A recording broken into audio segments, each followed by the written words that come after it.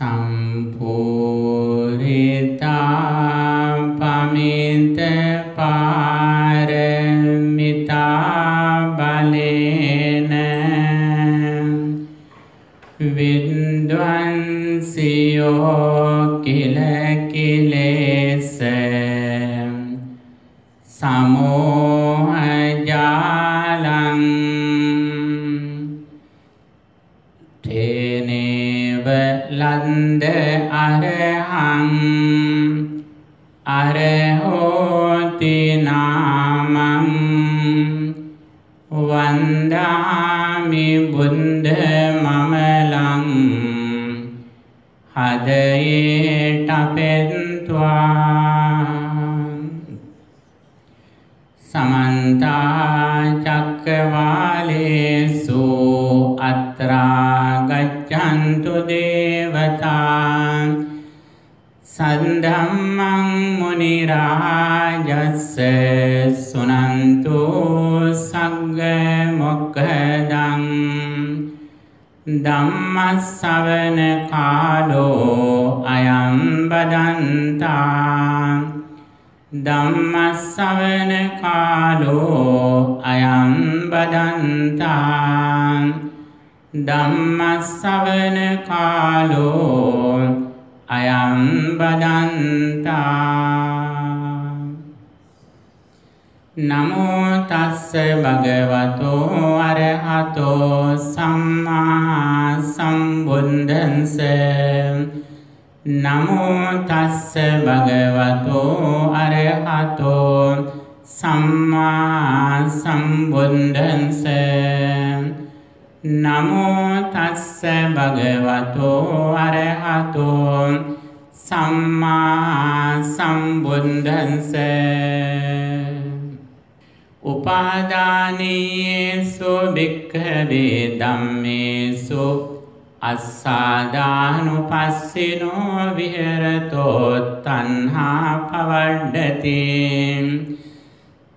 තණ්හා පච්චයා උපාදානං උපාදාන පච්චයා භවෝ භව පංචයා ජාති ජාති පච්චයා ජරා මරණං සෝක පරිදේව දුක්ඛ දෝමනස්සුපායාසා සම්භවಂತಿ ඒවමේ තස්ස කේවලස්ස දුක්ඛ කන්දස්ස සමුදයෝ හෝති තී.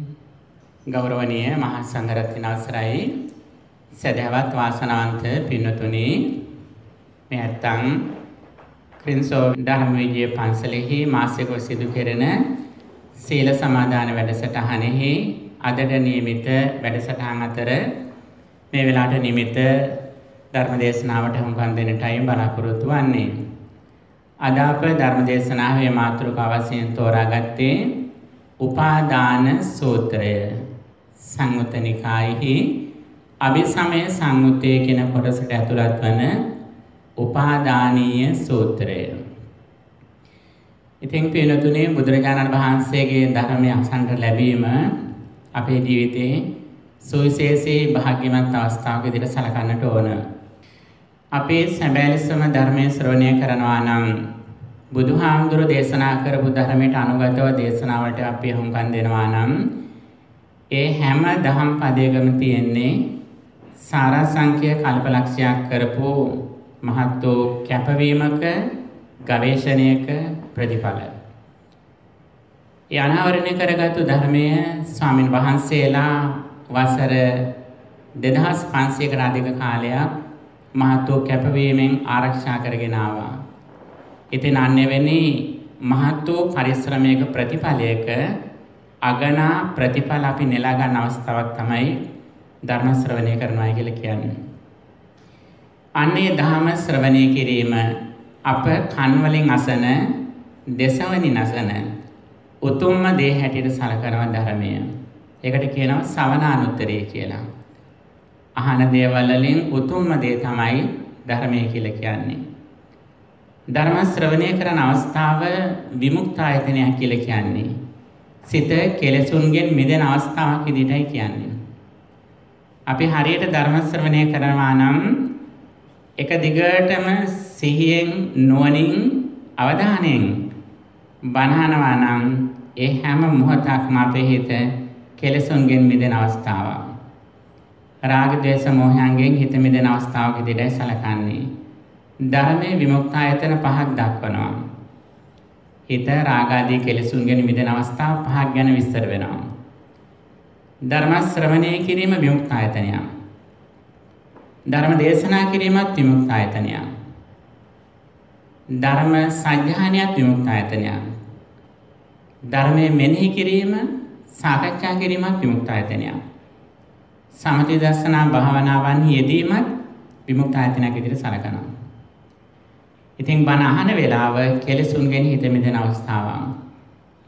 බුදුරජාණන් වහන්සේගේ කාලයේ බොහෝ ශ්‍රාවකයන් මාර්ගඵල ලැබුවේ ධර්ම ශ්‍රවණය කරද්දී. බොහෝ විට අපිට හිතෙන්නේ මාර්ගඵල ලබන්නේ S2 වහගෙන භාවනා කරද්දී කියලානේ. එහෙම කෙලෙස් නිවෙන අවස්ථාවකුත් තියෙනවා.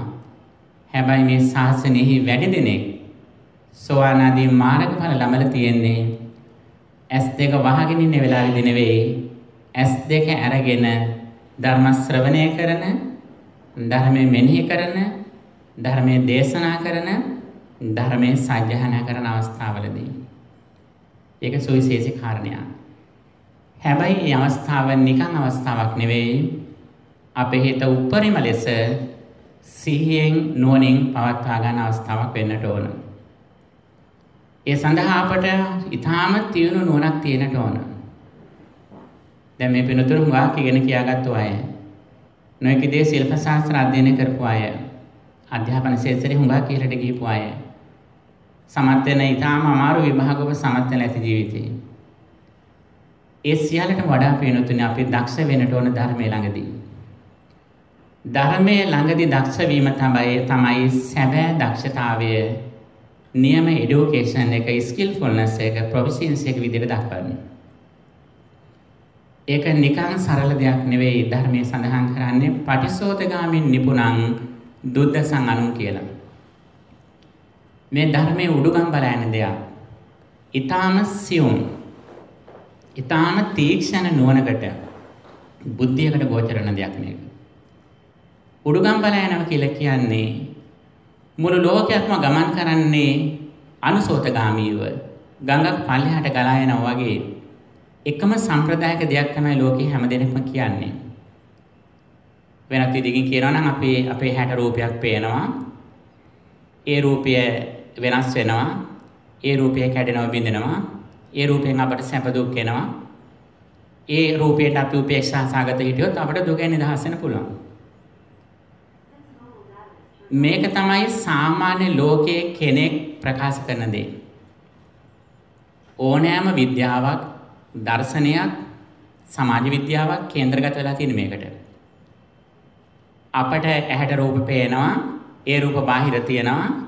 කනට ශබ්ද ඇහෙනවා, ඒ ශබ්දය බාහිර තියෙනවා. නාසයට ගඳ සුවඳ දැනෙනවා, ඒවත් බාහිර තියෙනවා.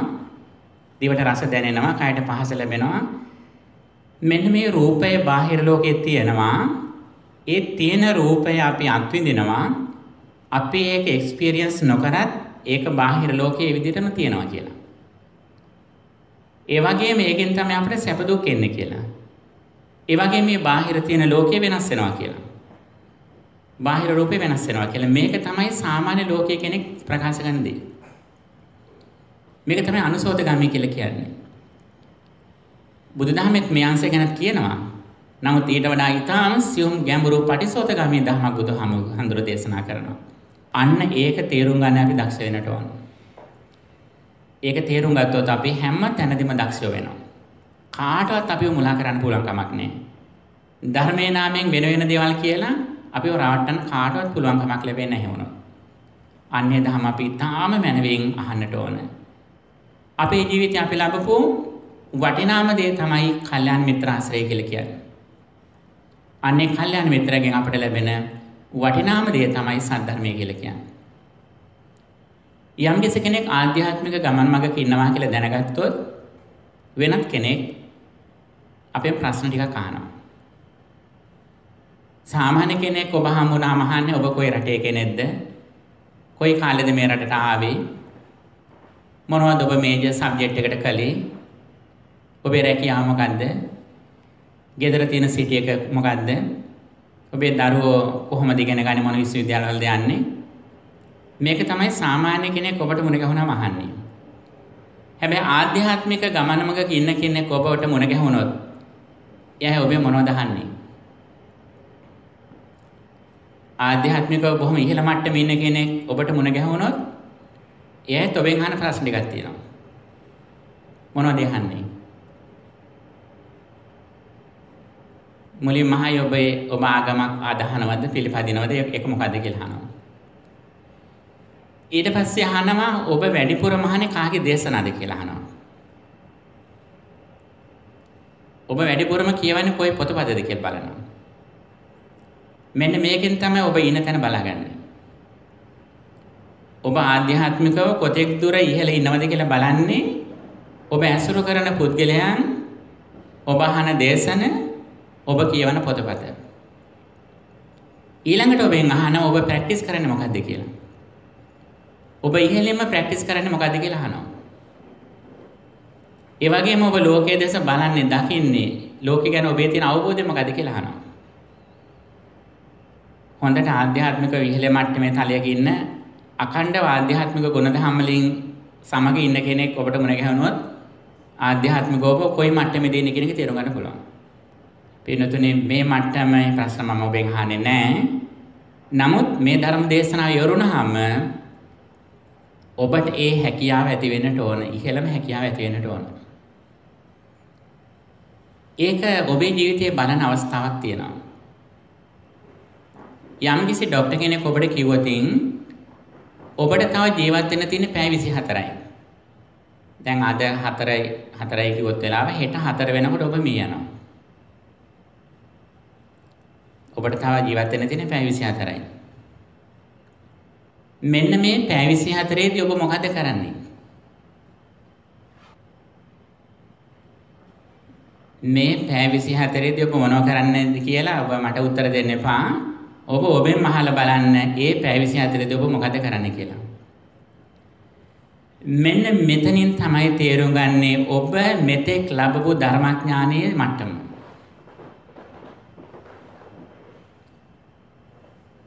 පින්නතුනි මෙන්න මේක ඉහළම තලයක අපේ තියෙන්නට ඕන. අපි හුඟක් තැන්වලදී දක්ෂයි දේවල් වලට. අපි රැකියාවක් කරන්න ගියත් ඉහළම දක්ෂයි අපි. හොඳ ගයක් ගන්න ගියත් අපි හොඳම ගයක් ගන්නවා. මනමාලියෙක් හොයන්න ගියත් ඒත් ඒ වගේ හොඳම කෙනෙක් අපි හොයා ගන්නවා. වාහනයක් ගත්තත් එහෙමයි. කෙනෙක් හෙව්වත් එහෙමයි. ඔබ හැම දෙයකටම හරිම දක්ෂයි. හැබැයි පින්නතුනේ දක්ෂතාවය අපට ධර්මයේ ළඟදී තියෙන්නට ඕන. අන්නේ දක්ෂතාවය සාමාන්‍ය දක්ෂතාවයක් නෙවෙයි. උපරිම මට්ටමේ දක්ෂතාවයක් අපේ තියෙන්නට ඕන. ඒකට ප්‍රධානතම හේතුවක් තියෙනවා. එකක් අපි බුදුරජාන් වහන්සේගේ ධර්මයේ ශ්‍රවණය කරන අය. අනිත් අතින් අපි ශ්‍රී ලංකාවේ ඉපදිච්ච අය. ශ්‍රී ලංකාවේ ඉපදිච්ච අය වශයෙන් පින්නතුනේ අපි ලොකු පිනකින් ඉපදෙලා තියෙන්නේ. ඔබ කොයි ආකාරයෙන් හිතන් හිටියත් ඒ භූමිය තුල ඉපදෙන මහා පිනක් තියෙන්නට ඕන. ඒ භූමිය තුල කොයි ආගමක කෙනෙක් වශයෙන් ඉපදුනත් ඒක ඊටාම ඉහළ පිනකින් ඉපදෙන්නේ උපතින්ම නොයෙක් විදියේ කුසලතාවයන්, හැකියාවන්, බුද්ධිමය සාපලතාවයන් අපේ ළඟ තියෙනවා. අන්නේ අතින් දැන් බලන්න බුදුදහම ආරක්ෂා කරේ ශ්‍රී ලාංකිකයන්. ඉන්දියාවෙන් ලැබුණු ත්‍රිපිටක බුද්ධ ධර්මය වසර 440ක් කටපාඩම්ෙන් රැගෙනවිලා ග්‍රන්ථාරූඪ කළේ ධර්මය ආරක්ෂා කළේ ශ්‍රී ලාංකිකයන්. ඒ රැකපු දහම තමයි අද ලෝකයේ තියෙන්නේ. ඒ විතරක් නෙවෙයි ධර්මයේ පිළිපැදපු අය අතරින් ඉහළින්ම පිළිපැද්ද ශ්‍රී ලාංකිකයන්. අනේ නිසා පින්නතුන අපට ලොකු උරුමයක් තියෙනවා ශ්‍රී ලංකාවේ ඉපදිච්ච හැටියට. මෙන්න මේ උරුමයත් එක්ක අපි ලැබපු අධ්‍යාපනය, බුදුදහමෙන් ලැබිච්ච ජීවිතාලෝකය මේ සියල්ලක් එක්කම අපට ලොකු කාර්යභාරයක් කරන්න වෙලා තියෙනවා. පින්නතුනේ බුදුහාඳුරන්ගේ ධර්මය අහනකොට අපේ ජීවිතවල අංශ දෙකකින් අපි දියුණු වෙන්නට ඕන.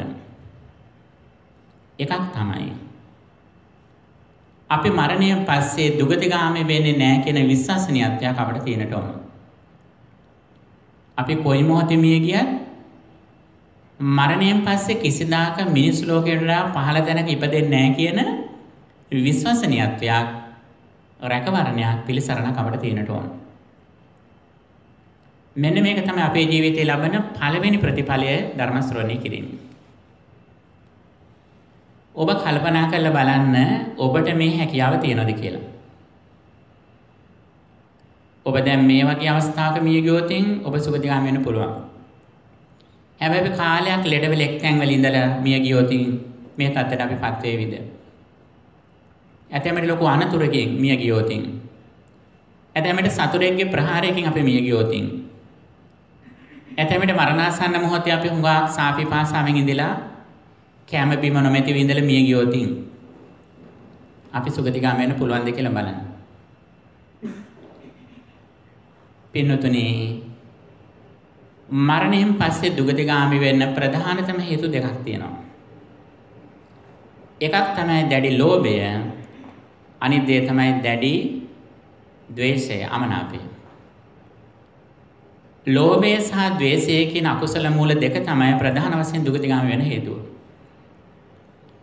ඒ දෙකිනුත් වැඩිපුරම හේතු වෙන්නේ මොකද්ද? ලෝභයද ද්වේෂයද? ලෝභය. මොහොකට ලෝභ කළද මිනිස්සු දුගතිගාමී වෙන්නේ? අනිත් එක වස්තුවටද?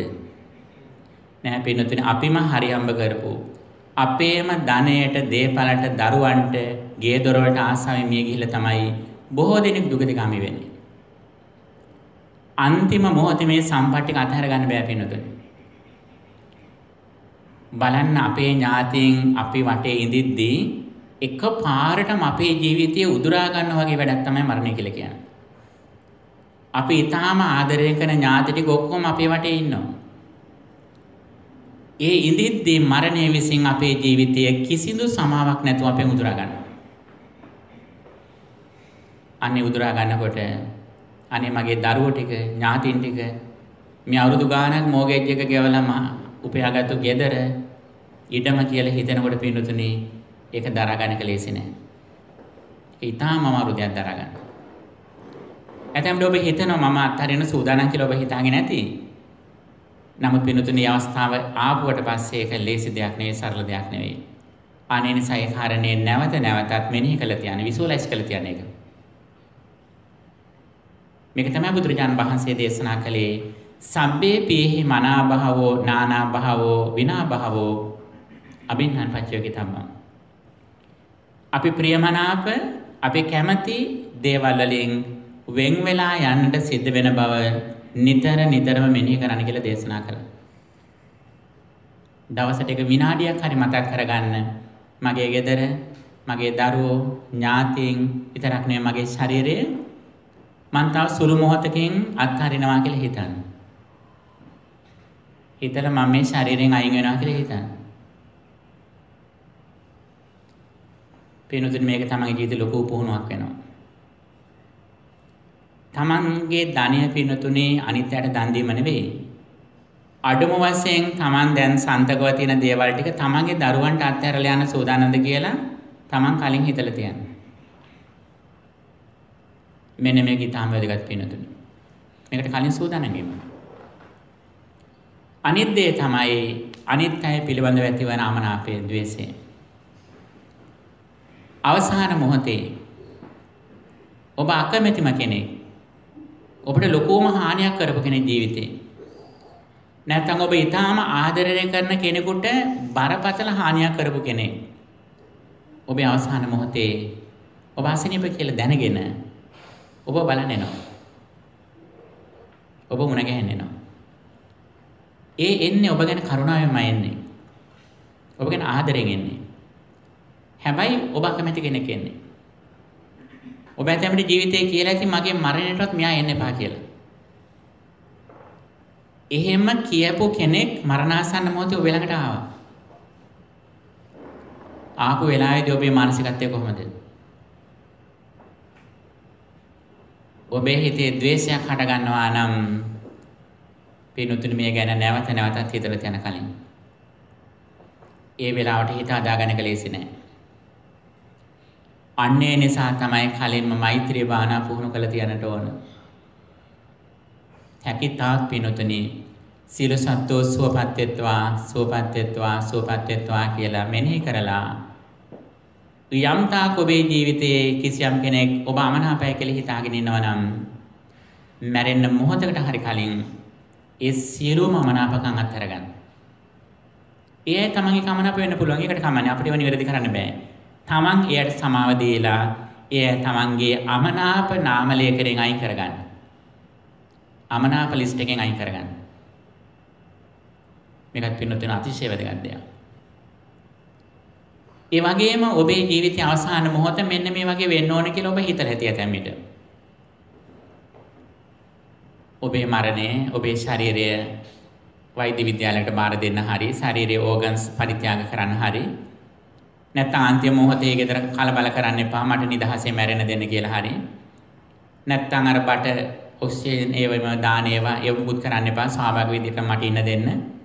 මේ ආදී දෙයක් ඔබේ දරුවන්ට ඥාතින්න කියලා තියෙන පුළුවන්. අන්න ඒ ඔබ කැමති දෙයට වඩා වෙනස් දෙයක් ඔබ ගැන කරුණාවෙන් මෛත්‍රියෙන් යම් කෙනෙක් කරන්න පුළුවන් අන්තිම මොහොතේ. අන්න එහෙම කරන වෙලාවේදී ඔබේ හිත නොගෙටේ තියනවාද කියලා ඔබ කලින්ම බලන්න. මෙන්න මේ දෙකට පින්නතුනි කලින්ම සූදානම් වෙන්න. ඇතැම් විට ඔබ කැමති විදියට නෙවෙයි අන්තිම මොහොතේ ඔබේ ඥාතීන් කටයුතු කරන්නේ. ඔබත් එක්ක අමනාපයට නෙවෙයි. ඔබට තියෙන වැඩි ආදරයට මේ අය වැඩි හොඳට යම් යම් දේවල් කරන්න පුළුවන්. ඒ වෙලාවේ ඔබ උපේක්ෂා සාගත වෙන විදියට හිත හදාගෙන තියාගෙන කලින්. මෙන්න මේක පරලෝ ජීවිතයේ Tamanට දුගතියට නොවැටෙනවා කියන එක ගැන යම්කිසි විදියක සහතිකයක් ලබා දෙන්න පුළුවන් කාරණයක්. ඒ වගේම තමන්ගේ හිත හැකිතාක් දුරට පිරිසිදුව තියාගන්න. හිතට රාගයක්, ද්වේෂයක්, මෝහයක් ඇති නොවන විදිහට උපරිම ලෙස කුසලයේ හිත තියාගන්න. අන්න ඒ කුසලයේ තුල හිත තබා ගැනීම ආනිසංස විදියට ඔබේ ජීවිතයේ හුඟක් යහපත් දේවල් සිද්ධ වෙනවා. මොනවද යහපත් දේවල්? ඒව කොයි සූත්‍රය දෙන්නේ? ඒව එන්නේ මංගල සූත්‍රයේ. ඔබේ හිත ලස්සනට තියෙන වෙලාවේදී ඔබේ ජීවිතයෙන් සිදුවෙන යහපත් ලස්සන කටයුතු තමයි ඔබේ ජීවිතේ නැමැති උයනේ පිපෙන ලස්සන මල් තමයි මංගල සූත්‍රයේ දැක්වෙන්නේ. මොනවද? මාතා පිතූපට්ඨානම් පුත්තදාරස සංඝෝ දානංච ධම්මචර්යාච අනාකුලාච කම්මන්තා කාලේන ධම්ම ශ්‍රවණං කාලේන ධම්ම සාකච්ඡා ආරති විරති පාපා මජ්ජපානාච සංයමෝ අප්පමාදේසු ධම්මේසු. මෙන්න තමන්ගේ ජීවිතේ නැවති මල් වෙනේ පිපෙන ලස්සන මල්.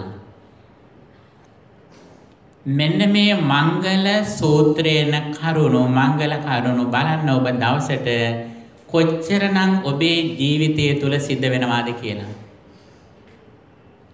දවසට මංගල කරුණු කීයක් ඔබේ අතින් ඔබේ හිතින් ඔබේ වචනෙන් සිද්ධ වෙනවාද කියලා.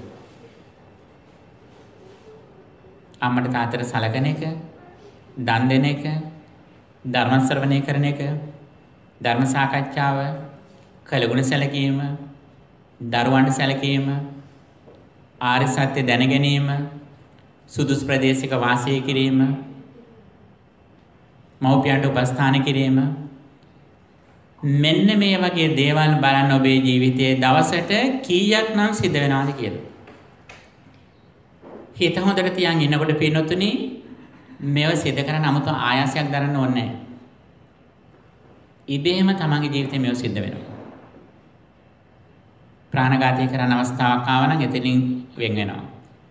අසරණ කෙනෙකුට සලකන්න ආව නම් තමන් පුළුවන් මට්ටමින් සලකනවා. අමතක තාත්තට උපස්ථාන කරනවා.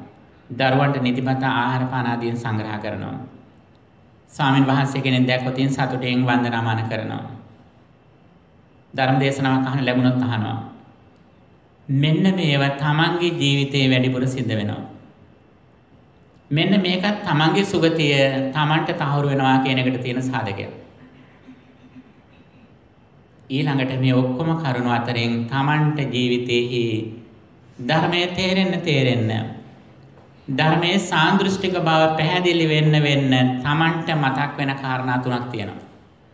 දවසට වැඩිපුර මොනවද ඒ තමයි දවසට වැඩිපුර වාර ගානක් බුදුරජාණන් වහන්සේ සිහිපත් වෙනවා. ධර්මයේ සිහිපත් වෙනවා. ආර්ය මහා සංඝරත්නය සිහිපත් වෙනවා.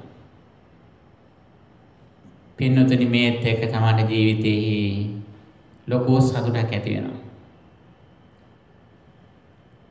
එතකොට තමන්ට දවසට වැඩිපුර මතක් වෙන්න ඕනේ කාතකින් බුද්ධ ධම්ම සංඝ කියන තෙරුවන අනිත් අතින් අර මංගල කාරණා ඒ වගේම ඔබ ජීවිත කාලය කරපු පින්කම් ඔබට මතක් වෙන්නට ඕන.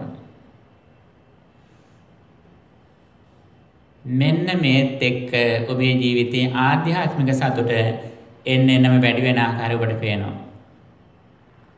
ඔබ නිකන් මල් යහනාවක් උඩ ගමන් කරනවා වගේ තමයි ඔබට පේන්නේ. ඔබ පාරේ වාහනේ ඩ්‍රයිව් කරන් ගියත් ඔබට අම්මට තාත්තට උපස්ථාන කරපු හැටි මතක් වෙනවා. ස්වාමීන් වහන්සේලාට දානේ දෙන හැටි මතක් වෙනවා. බණ අහපු හැටි මතක් වෙනවා. බුදුගුණ සිහිපත් වෙනවා. ධර්ම කරුණ මෙනෙහි වෙනවා. කල්යාණ මිත්‍රයෙක් මතක් වෙනවා. මෙන්න මේ කරුණුත් එක්ක Taman ජීවිතේ වැඩිපුර ලස්සනට ජීවත් වෙනවා.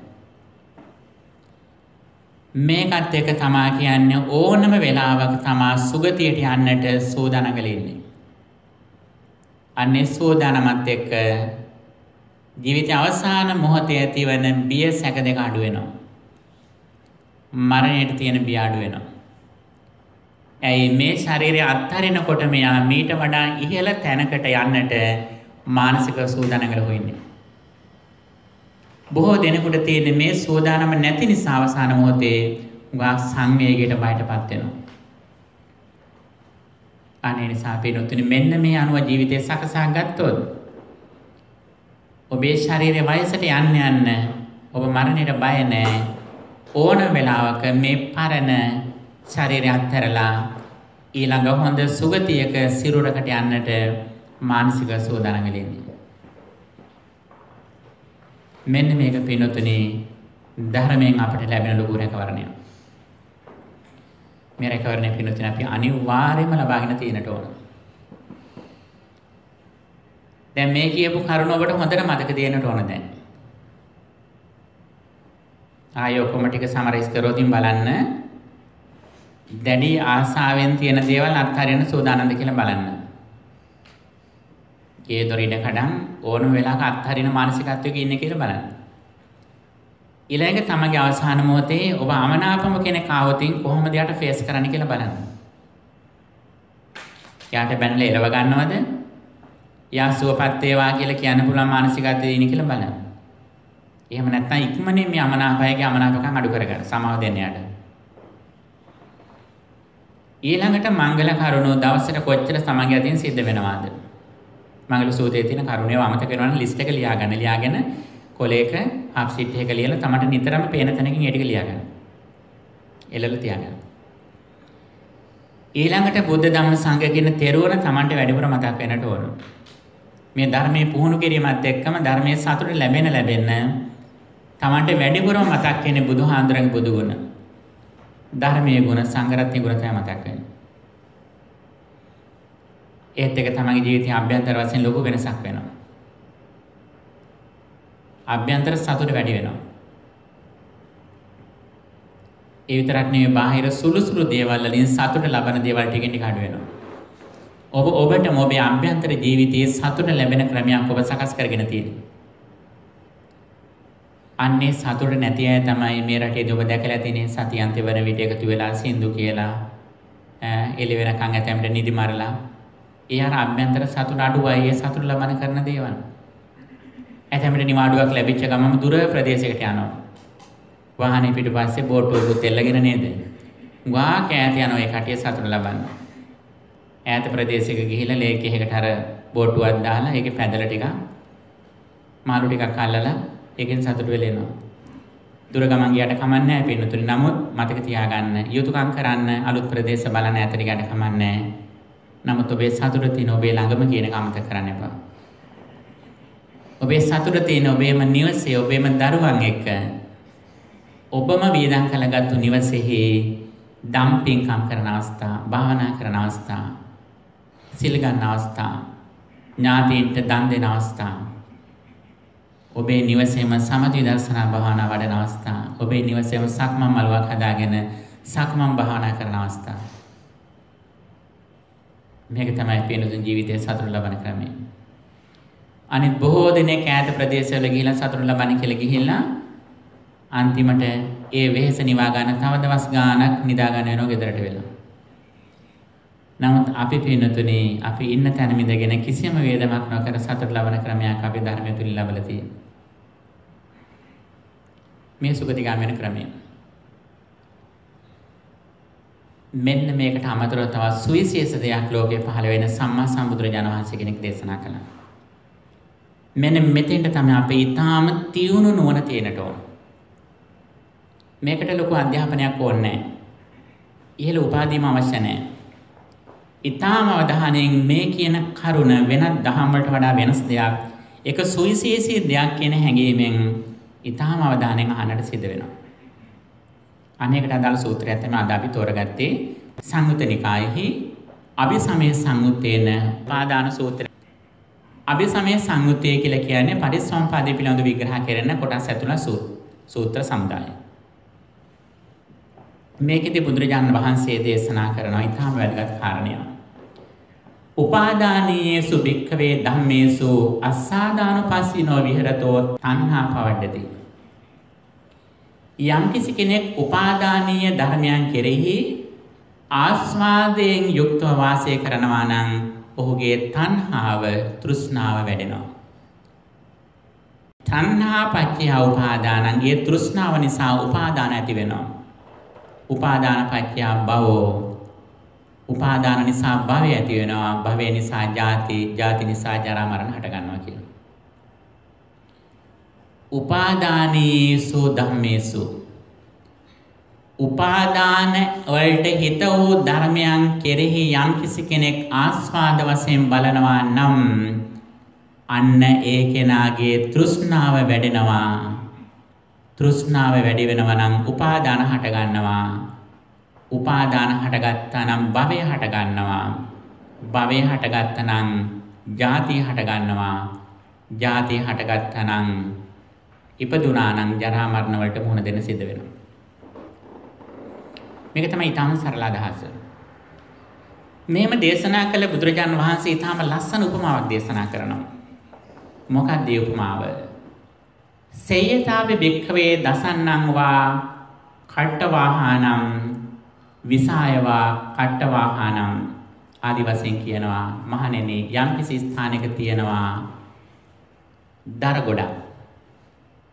ඒ දර ගොඩ දර කරත්ත 10ක් වෙන්න පුළුවන්, 20ක් වෙන්න පුළුවන්, 40ක් වෙන්න පුළුවන්.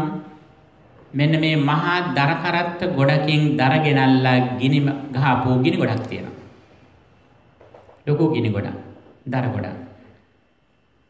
අන්නේ දර වලින් ඇවිලෙන ගින්නට යම් කිසි කෙනෙක් වේලිච්ච තනකොළ දානවා නම්, වේලිච්ච ගොම දානවා නම්, වේලිච්ච දර දානවා නම් මොකද වෙන්නේ? ඒ ගින්න තව තවත් වැඩි වෙනවා. ගින්න නිමාටපත් වෙන්නේ. යම් කිසි කෙනෙක් මේ අවුලෝපු ගිනි ගොඩට නැවත නැවතත් වේලි තන, වේලි ගොම, වේලි දරයකට එකතු කරනවා. එකතු කරන්න මේ ගින්න තව තවත් අඛණ්ඩව වර්ධනය වෙනවා. අන්නේ වගේ කිසියම් කෙනෙක් උපාදානීය වූ ධර්මයන් ආස්වාද වශයෙන් බලනවා නම්, නැත්තම් ඒක සැප දෙයක් හැටියට, යහපත් දෙයක් හැටියට බලනවා නම්, ඒ බලන්න වෙන්නේ මොකද්ද? ඒ ගැන තෘෂ්ණාව හට ගන්නවා. තෘෂ්ණාව හටගත්තා නම් උපාදාන හට ගන්න, මේකට ආසාව හට ගන්නවා ලං කරගන්න. උපාදාන පත්‍ය භවෝ, උපාදාන තියෙනවා නම් භවය තියෙනවා. භවය කියන්නේ බාහිර ලෝකයක් තියෙනවා. මේ මොහොතේ තමාගේ බාහිර ලෝකයක් ක්‍රියාත්මක වෙනවා කියලා හිතනවා. ඒ හිතීමත් එක්කම භවපත්‍ය ජාති, ඊට අනුරූප වූ නැවත භවයකට යන්න ඔහු සූදානම්ින් ඉන්නේ. භවපච්චය ජාති උපතක් තියෙනවා. ජාතිපච්චය ජරා මරණ ශෝක පරිදේව දුක්ඛ දෝමනස් උපායාස සමුජ්ජන්ති. ඊළඟට කියනවා අර උපාදානීය වූ ධර්මයන්ට යම්කිසි කෙනෙක් එය ආස්වාද වශයෙන් බලන්නේ නැත්නම් ඒ කෙනාගේ තෘෂ්ණාව හටගන්නේ නැහැ. තෘෂ්ණාව නැත්තම් උපාදාන නැහැ. උපාදාන නැත්තම් භව නැහැ. භව නැත්තම් ජරා මරණ ආදී නැහැ කියලා. ඒකට උපමාව හැටියට කියන්නේ අර වගේම කලින් උපමාව හැටියටම කියනවා යම්කිසි තැනක තියෙනවා මහා දර ගොඩක්. දර කරත් 10ක් 20ක් නැත්තම් 30ක් 40ක් ගොඩ ගහලා අවුලෝපු මහා ලොකු ගිනි ගොඩක් තියෙනවා. අන්නේ ගිනි ගොඩට යම්කිසි කෙනෙක් වියලි දර දාන්නේ නැත්නම් වියලි ගොම දාන්නේ නැත්නම් වියලි තනකොළ දාන්නේ නැත්නම් මොකද වෙන්නේ? ඒ ගිනි ගොඩ ටික කලක් තිමිලා අර දර ටික උරුණාට පස්සේ නිවිල යනවා. අන්නේ වගේ උපාදානීය ධර්මයන් උපතින් ලැබුවත් ඒ ලැබපු දේවල් වලට ආසා නොකරොතින් භවයේ තව දුරටත් යන්න පුළුවන් කමක් නැහැ. භව ගමන නිමාටපත් වෙනවා කියනවා. භව ගමන නිමාටපත් වෙනවා කියන්නේ ජරා මරණ ආදී දුක් වලින් නිදහස් වෙන්න පුළුවන් කියන එක. මේක තමයි සූත්‍රයේ සරල අදහස. නමුත් මේ සරල අදහසෙන් යටින් දෙවෙන ලොකු ගැඹුරු අදහසක් තියෙනවා. අන්න ඒක තේරුම් ගන්න ඔබ දක්ෂ වෙන්නට ඕන. අපේ ජීවිතයේ ක්‍රියාත්මක වන ආකාරය. මේක තේරුම් ගත්තොත් ඔබ ලෝකේ ඉන්න වාසනාවන්තම කෙනෙක් බවට පත් වෙනවා. මේක ඔබ තේරුම් ගත්තොත් ඔබ ජීවිතේ ලබපු වටිනාම දේ මේ තේරුම් ගත්ත දේ බවට පත් වෙන්නට ඕන. ඔබට දැන් ජීවිතේ වටිනා දේවල් ටිකක් තියෙනනේ. ඔබේ දරුවන්, ඔබේ රැකියාව, ඔබේ ගෙදර, ඔබේ ඉඩම, ඔබේ වාහනය, ඔබේ ශරීරය මේ වගේ දේවල් ටිකක් ඔබට අද වටිනවනේ. ඒකේ වටිනාකම අඩුවීමක් නෙමෙයි කියන්නේ. ඒ දේවල්ට වඩා ඉහළ වටිනාකමක් ලැබෙන්නට ඕන ඔබ මේ අසා දැනගන්න ධර්මයේ පිළිබඳව. අනේක ලබන්නට ඔබ හුඟා පින්වන්තයි. හැබැයි මේ පින්වන්තකම තීරණය වන්නේ ඔබ මේක තීරුම් ගැනීමේ පමණට. ප්‍රශ්නයක් තියෙනවා නම් අහන්න ඔබ. දැන් මේ කරුණ ටික විස්තර කළ ඉවරනහම ගැටලුවක් තියෙනවා නම් හොඳට අවධානයෙන් ඉඳලා කොතන හෝ ප්‍රශ්නයක් ඔබට ඇති වුණොත් අහන්න බලාගෙනම අදහසින් තේරුම් ගන්නම අදහසින් ඔබ මේ කරුණ ටික අහන්න. පින්වත්නි අපේ ජීවිතයට සිද්ධ වන්නේ මොකද්ද කියන එක විස්තර කළ දෙන්නයි බුදුරජාණන් වහන්සේ මේ ලෝකේ පහළ වුණේ. අපේ ජීවිතය කියන්නේ මොකද්ද? අපේ ජීවිතය කියන්නේ ඇසෙන් රූප දැකීම, කනෙන් ශබ්ද ඇසීම, නාසයෙන් ගඳ සුවඳ විඳීම, දිවෙන් රසය, නාසයෙන් ගඳ සුවඳ, ශරීරයෙන් පහස, මනසට අරමුණ. එතකොට ඇස රූපය, කන ශබ්දය, නාසය ගඳ සුවඳ, දිව රස, ශරීරයේ පහස, මනස සිතවිලි. මෙන්න මේ ටික තමයි අපේ ජීවිතය කියලා කියන්නේ.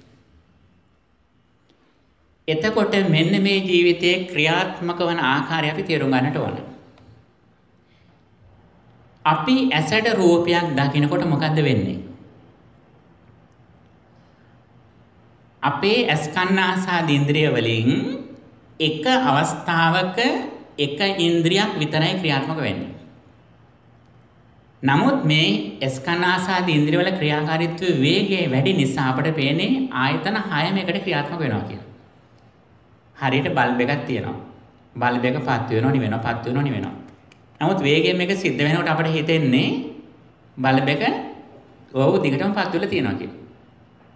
නමුත් ඊටම සුළු මොහොතකට ඇතැම් දෙක තත්පරයකට 40 වතාවක් 60 වතාවක් 100 වතාවක් පත් වෙමින් නිවෙමින් තියෙන පුළුවන් මේක. අන්නේ වගේ අපේ ඇස කන නාසාදී ආයතන 6 වේගෙන් ක්‍රියාත්මක වෙනවා. එක විටක එක ආයතනයක් විතරයි ක්‍රියාත්මක වන්නේ. ඇසෙන් රූපයක් දකින අවස්ථාවේදී ඇස රූපය ඒ වගේම චක්කු විඥානය ස්පර්ශය වේදනාව, රූප සංඥා, රූප සංචේතන. මෙන්න මේම ස්කන්ධ පංචකයක්. රූප, වේදනා, සංඥා, සංඛාර, විඥාන කියන පංචස්කන්ධයක් ඒ මොහොතේ පෙරපසුවම හට ගන්නවා. ඇසට රූපයක් දකිනකොටම ඇසත් රූපයක් දෙක රූපස්කන්ධයට අයිති වෙන්නේ. ඊට පස්සේ ස්පර්ශය හට ගන්නවා. ඊට පස්සේ වේදනා හට ගන්නවා. විඥාන, සංඛාර, චේතනා මේ ටික හට ගන්නවා. මේ ස්කන්ධ පංචකයක් ඒ මොහොතේ හට ගන්නවා. හටගෙන ඒක එතනම නිරුද්ධ වෙනවා. නිරුද්ධ වෙලා ඊළඟට හට ගන්නවා විපාක මනෝ ධාතු කියන අවස්ථාව. ඒකත් හටගෙන නිරුද්ධ වෙනවා. ඊට පස්සේ විපාක මනෝ විඥාන ධාතු කියලා අවස්ථාවක් තියෙනවා. ඒකත් හටගෙන නිරුද්ධ වෙනවා. මෙන්න මේ මුලින් ක්‍රියාත්මක වන මේ අවස්ථාවේදී අපට රූපය ගැන අවබෝධය ලැබෙන්නේ ඊටාම ප්‍රාථමික මට්ටමේ අවබෝධයක් විතරයි. වර්ණ රූපේ විතරයි මේ අවස්ථාවේ ලැබෙන්නේ. ඒතර මුලින් ලැබෙන අවස්ථා ටිකම සලකන්නේ විපාක මට්ටමේ අවස්ථාවක් කියලා. ඇස, රූපය, ඊළඟට චක්කු විඥානය, ස්පර්ශය, රූප සංඥාව, රූප සංචේතන මේ ආදී ස්කන්ධ පංචකයම මනෝ ධාතුවත් එක්කම මේ අවස්ථා ටික ඔක්කොම විපාක මට්ටමේ අවස්ථාවක්. ඒක සැපක්වත් දුකක්වත් නෙවෙයි. ඒක කුසලයක්වත් අකුසලයක්වත් නෙවෙයි. ඒක උපේක්ෂා සාගතයේ ස්වභාවයක්.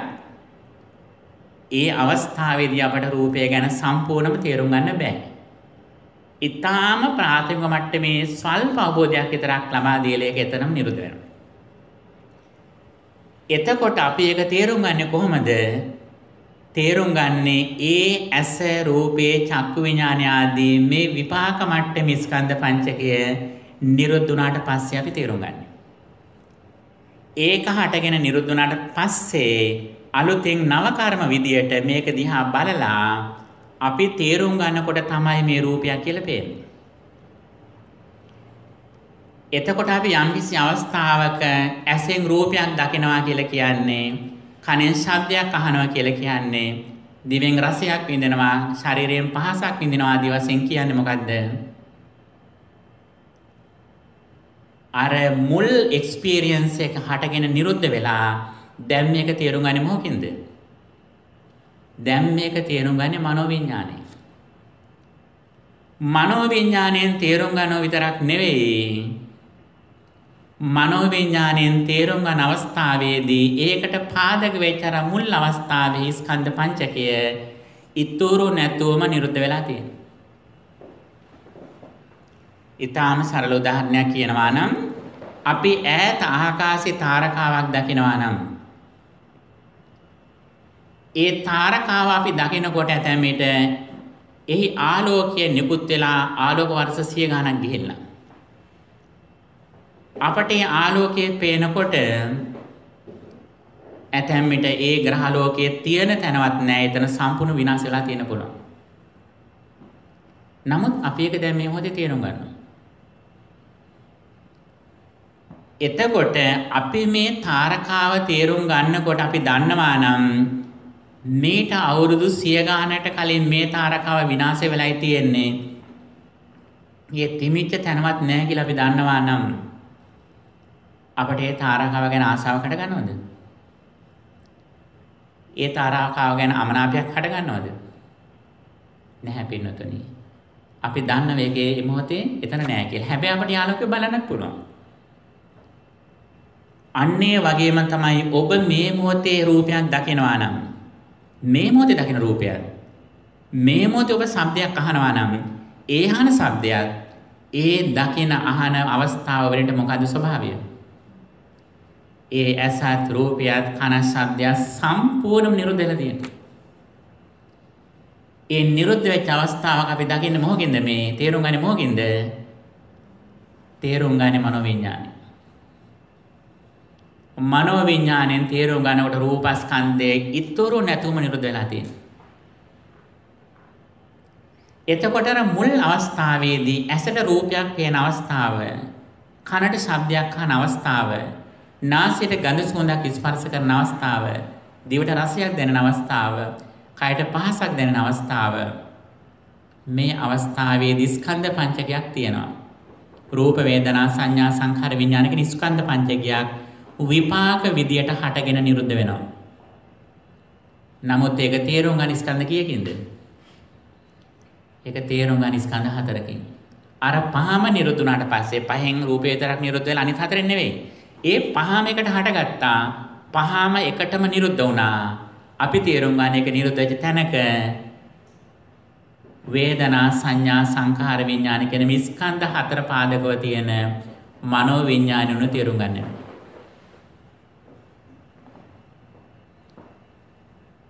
එතකොට පින්නතුනේ අපි යම් කා ජීවිතයේ අස්කන්න ආසාදින්ද්‍රිය වලින් යම් කිසි සැපක් විඳනම් යම් කිසි දුකක් විඳනම් අපි කොහොමද කරලා තියෙන්නේ? අපි ඒ සියල්ලක්ම කරලා තියෙන රූපේ නිරුද්ධ වෙච්ච ස්ථානයක. නමුත් අපේ ලෝකෙට රූපේ නිරුද්ධ වෙලා නැහැ. ඒ රූපය තාම තියෙන දෙයක් හැටියට තමයි අපිට පේන්නේ. අන්නේ පෙනීම නිසා තමයි මෙන්න මේ නොදෙනීම නිසා තමයි ඒකේ අපි ආස්වාදයකට යන්නේ. මේක හොඳයි සැපයි ආත්මයි කියලා යන්නේ මෙන්න මේ අවබෝධය නැති නිසා. උපාදානීයසු ධම්මේසු අසාදානුපස්සතෝ විහෙරති. ආස්වාදය අනුව ගියා නම් මේ උපාදානීය ධර්මයන් කෙරෙහි මොකද්ද වෙන්නේ? තෘෂ්ණාව හට ගන්නවා. මේක බාහිර මේ මොහොත රූපයක් කියලා හිතුවතින් අපි අවිද්‍යාවෙන් ඉන්නේ. අපි ඒක තෘෂ්ණා දෘෂ්ටිමාන වශයෙන් ගන්නවා. ගත්තොත් මොකද වෙන්නේ? ඒ ගන්නවත් එක්කම අපට බෝනස් ටිකකුත් හම්බ වෙනවා. නොමිලෙම බෝනස් ටිකක් හම්බ වෙනවා. බාහිර තියෙන රූපේ ශබ්ද ආදී මේ මොහොතේ බාහිර තිය කියලා ගත්තොත් ගන්න මොහොතේම බන්දේසියක් පිට තියලා අපට බෝනස් ටිකකුත් දෙනවා. මොනවද බෝනස් ටික? ජාතිපච්චය ජරා මරණ ශෝක පරිදේව දුක්ඛ දෝමනස් උපායාස. ජරා මරණ ශෝක පරිදේව ටික ඔක්කොමත් එකයි මේ දෙන්නේ, නිකන් නෙවෙයි දෙන්නේ. පින්නතුනේ මෙන්න අපේ ජීවිතය. එතකොට අර මුල් විපාක මට්ටමේ ස්කන්ධ පංචකයට කියන්නේ දුක්ඛ සත්‍ය කියලා. දුක්ඛ සත්‍ය කියන්නේ දුක විඳින නිසා නෙවෙයි. අපි අද විඳින දුකට පාදක වෙච්ච මුල් පදනම තියෙන්නේ අර මුල් ස්කන්ධ පංචකයේ. හැබැයි මේ මුල් ස්කන්ධ පංචකයේ දුකක් සැපක්වත් නෙවෙයි. ඒක කුසලයක්වත් අකුසලයක්වත් නෙවෙයි. ඒක විපාක මට්ටමේ අවස්ථාවක්. ඒක එතනම හටගෙන නිරුද්ධ වෙනවා. දුක හෝ සැප හටගන්නේ ඊට පස්සේ අපි ඒක ගන්න විදිහ.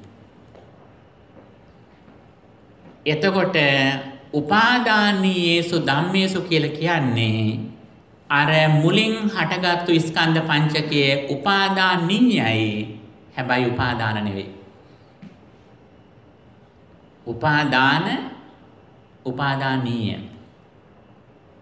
මෙන්න මෙතන පද දෙකක් තියෙනවා. මෙන්න මේ පද දෙක ඊටාම හේන් සීරුවේ තේරුම් ගන්න ඕන. උපාදානීය. උපාදාන කියන්නේ සම්පූර්ණම ක්ලේශය. උපාදානයට තමයි උපාදාන කියලා කියන්නේ. උපාදානීය කියලා කියන්නේ උපාදානයට හිතවත් කියලා. මුල් ස්කන්ධ පංචකය උපාදානීයයි. උපාදාන වලට හිතයි. නමුත් උපාදාන නෙවෙයි. දැන් සීනි බෝතලයක් තියෙනවා නම් ඇයි ඒකට සීනි බෝතලය කියලා කියන්නේ? ඒ බෝතලේ හැදලා තියෙන සීනි වලින්ද? සීනි වලින් හදපු හින්දාද සීනි බෝතලය කියලා කියන්නේ? නෑ, ඒක සීනි දාන බෝතලේ හින්දා. අපේ අතේ සීනි තියනවා නම් විතරයි ඒක සීනි බෝතලේ වෙන්නේ, නැත්තම් නිකන් බෝතලයක් ඒක. අන්නේ වගේ තමයි මුල් ස්කන්ධ පංචක උපාදානීයයි. ඒක අර සීනි බෝතලේ වගේ. ඒක සීනි වලින් හැදිච්ච දෙයක් නෙවෙයි. උපාදාන වලින් හැදිච්ච දෙයක් නෙවෙයි. ඒක උපාදානති මනසකට ඒක හිතවත් උපාදාන වශයෙන් ගන්න. පින්නතුනේ ඇසෙන් රූපයක් දකිනකොට අපි ඉන්නේ කොයි අන්තයේද කියලා බලන්න. කනෙන් ශබ්දයක් අහනකොට ඒ ශබ්දයට අපේ හිත බැසගෙන තියනවා නම් ඒ අපේ නිරූපයේ සමුදය අන්තය. සමුදය අන්තය කියන්නේ දුක්ඛ සමුදය අන්තය. දුක්ඛ සමුදය අන්තය හිටියොත් මොකද වෙන්නේ? අවිද්‍යා පත්‍ය සංඛාරා සංඛාර පත්‍ය විඥානං විඥාන පත්‍ය නාම රූපං නාම රූප පත්‍ය සලආයතනං කොහොම ගිහිල්ලා ජරා මරණ ශෝක පරිදේව කරගෙන යනවා.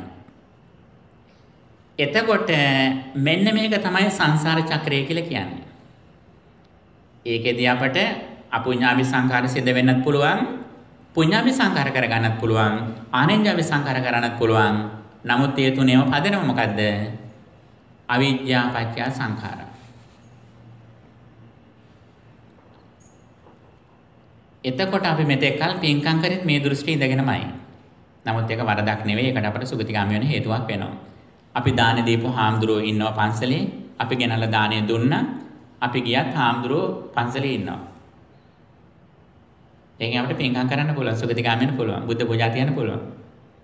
මේක ප්‍රතික්ෂේප කරන්නේ නැහැ බුදුදහමේ. නමුත් අපි ගැඹුරට යනකොට අපිට දුකෙන් නිදහස් වෙන්න අවශ්‍ය නම් අවිද්‍යාවත්වයේ වාසියස විරාග නිරෝධහ සංකාර නිරෝධෝ කියන දර්ශනයට යන්න ඕන නම් අපි මීට වඩා වෙනස්ව හිතන්නට ඕන. එහෙනම් කොහොමද මේ ලෝකේ වෙන්නේ? අපි කලින් තිමිච්ච රූපය දැක්ක නෙවෙයි, මේ මොහොතේ අපේ කර්මයට අනුව නිර්මාණය කළ දෙන ඇස කන නාසාදී ඉන්ද්‍රිය අපි හැම වෙලාවෙම සකස් කරගෙන ඉන්නේ. ඒ ඉන්ද්‍රියට සාපේක්ෂ ලෝකයක් තමයි මේ බාහිරින් පේන්නේ. අනුසෝතගාමී ලෝකය කියලා කියන්නේ මොකද්ද? ගංගාවක් පහළට ගලාගෙන යනවා වගේ ලෝකය ගලාගෙන යනවා කියන්නේ මොකද්ද?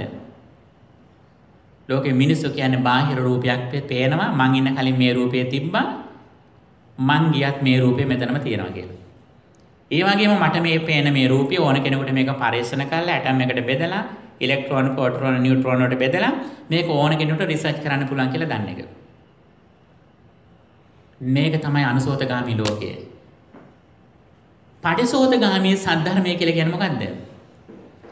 මෙතන මේ රූපය කලින් තිබ්බ නෙවෙයි, සම්මුති ලෝක යන එක හරි. නමුත් පරමාර්ථ ලෝකෙට යනකොට මේ රූපේ නිර්මාණය වුණේ මගේ ඇසට සාපේක්ෂව. ඇස නිර්මාණය වුණේ මනසට සාපේක්ෂව.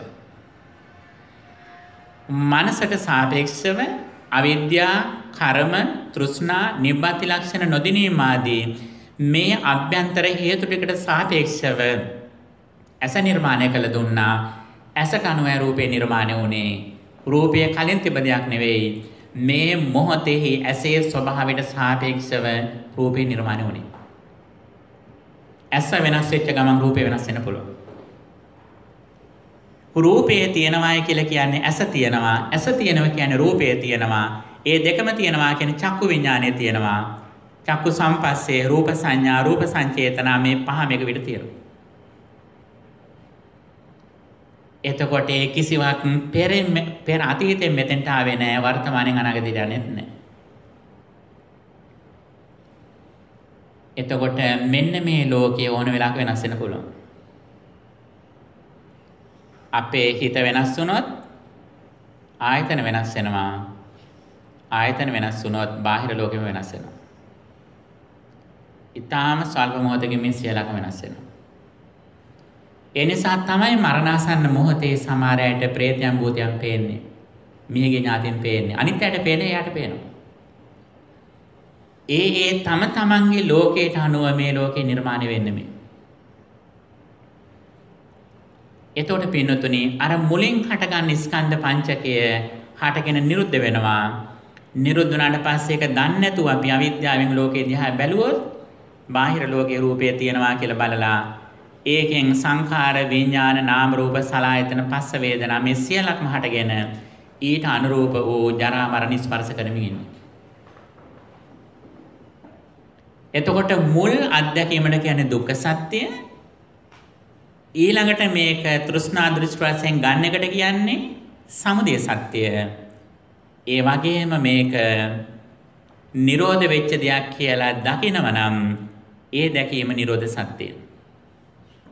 ඒ විතරක් නෙවෙයි මේ නිරෝධය දකින්න වඩන තියෙන මාර්ගයක් තියෙනවා නම් මෙන්න මේ බාහිර ලෝකයෙන් මං නිදහස් වෙන්න ඕන.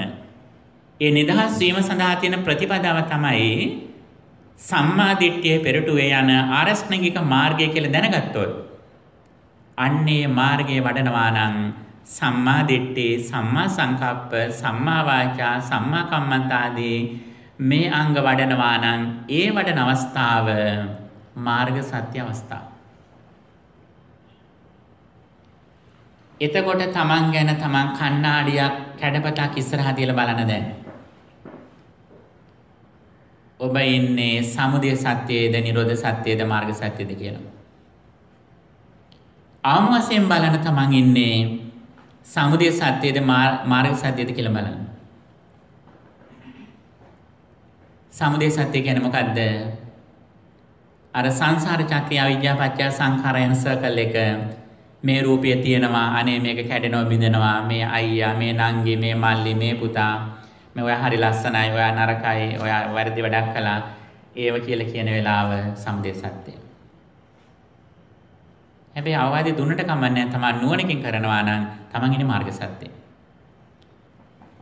එතකොට මෙන්න මේ දුක්ඛ සත්‍යයෙන් තමන් නිදහස් වෙන්න ඕන සමුදය සත්‍යයෙන් තමන් නිදහස් වෙන්න ඕන කියලා දැකගෙන යම්කිසි කෙනෙක් සිතුවිලි හිතනවා නම් සම්මා සංකල්පයක් තියනවා නම් ඊට අදාළ වචන කතා කරනවා නම් සම්මා වාචා ඊට අදාළ ක්‍රියාවන් කරනවා නම් සම්මා කම්මන්ත ඊට අදාළ විදිහට රැකියාව කරනවා නම් සම්මා ආජීවය ඊට අදාළ විදිහට උත්සාහය කරනවා නම් සම්මා වායාමය ඊට අදාළව සිහිය පිටවනවා නම් සතර සතිපට්ඨානෙ වඩනවා නම් ඒක සම්මා සතිය ඊට අදාළ විදිහට සමත භාවනා කරනවා නම් ඒක සම්මා සමාධිය මේට අදාළ විදිහට ස්කන්ධ පංචකයේ සමුදය බලනවා නම් ඒක සම්මා දිට්ඨිය නැත්නම් සම්මා ඥාන සම්මා විමුක්ති අවස්ථා. පින්නතුනේ ධර්මයේ පිළිබඳව මූලික පදනම මෙතන මේ තියෙනවා. එතකොට තමන් දැන් තීරණය කරන් තමන් යන්නේ ලෝකේ යන විදියට ගිහිල්ලා දුක්ඛ සමුදය හදා ගන්නවද? ඒ දුක්ඛ සමුදය නිරෝධ වෙන විදියට මාර්ගය තුල හැසිරෙනවාද කියලා තමන්ටම බලාගන්න පුළුවන් අවස්ථාව.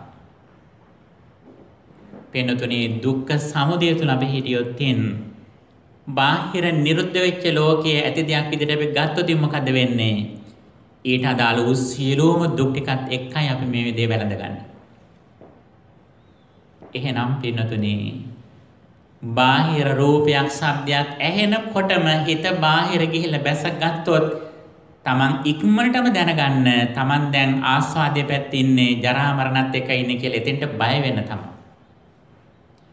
එහෙනම් ඒකේ ආදීනවානුපස්සිනෝ විහෙරති.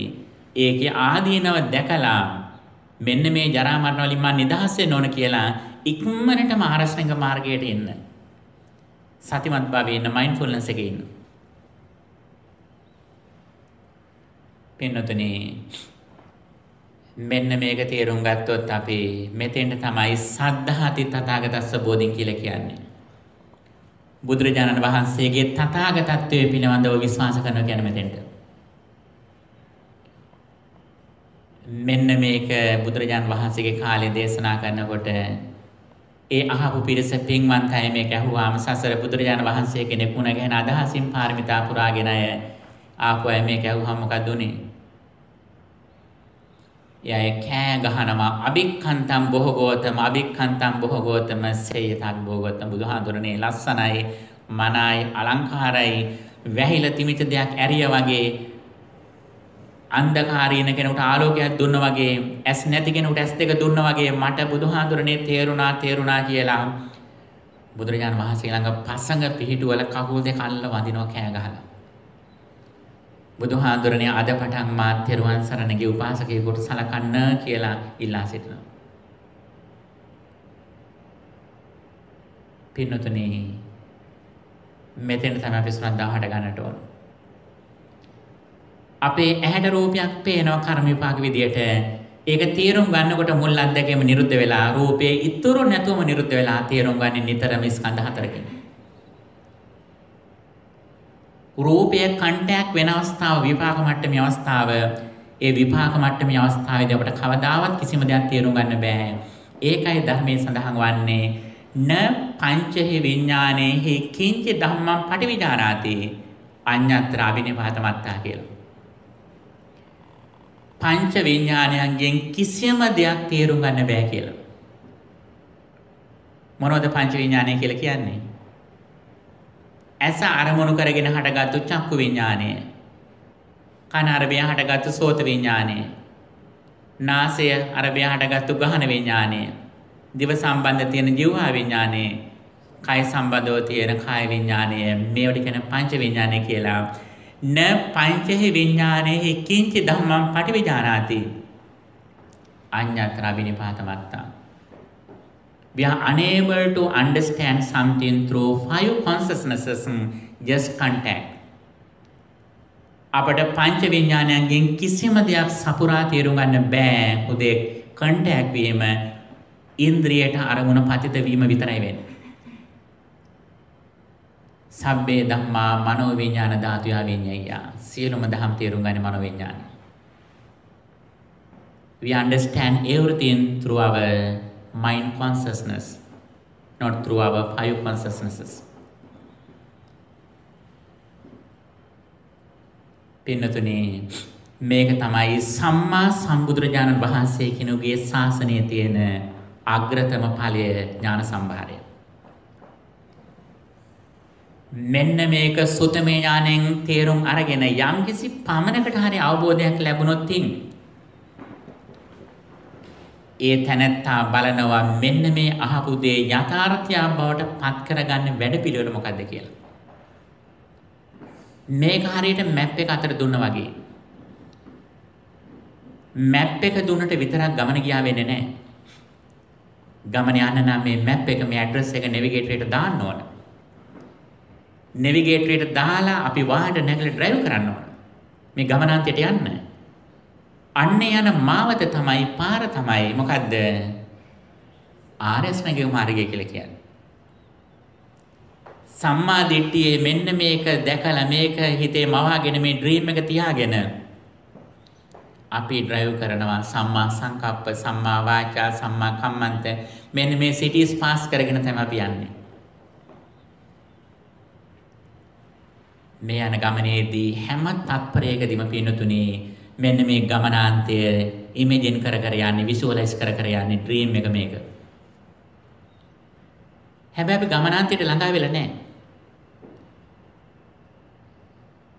ඔබ මෙතන ඉඳන් කිසියම් සිටි එකකට යනවා නම්, කලින් නොගිය සිටි එකකට යනවා නම්, අපි කියමු සිලිකන් වැලි වලට යනවා කියලා. සිලිකන් වැලි වලට ඔබ ඇඩ්‍රස් එක දාගත්ත නෙවිගේටරේ. මෙහි ඉඳන් ගහලා බැලුවා හැතැම්ම 350ක් විතර තියෙනවා. 360ක් විතර තියෙනවා. ඔබ කලින් Google එකේ බලලා Apple කම්පැනි මෙතන තියෙන්නේ. මෙතන Microsoft එක, මෙතන Facebook එක, මෙතන Google එක. මේ ටික බැලුව මැප් එකේ හැම වෙලාවෙම යන හැම මොහොතෙම මේ ටික විසුවලයිස් කර කර යන්නේ. හැබැයි ඔබ තාම ගමනාන්තයට ගිහිල්ලා නැහැ. අන්නේ වගේ මේ මැප් එක ඔළුවට දාපු ගමන්ම ඔබේ හිතට එනවන මොකද්ද? මම කවදා හරි මේ රූපයෙන් නිදහස් වෙන මාවතටයි යන්නේ. ඇසෙන් රූපය දකින්නකොටම රූපය නිරුද්ධ වෙච්ච දෙයක් කියලා දකින්න එකයි මගේ ඩෙස්ටිනේෂන් එක. රූපය ගත්තොතින් මං ජරා මරණත් එක්ක ඉන්නේ, පටිසම්පාද චක්‍රයේ ඉන්නේ.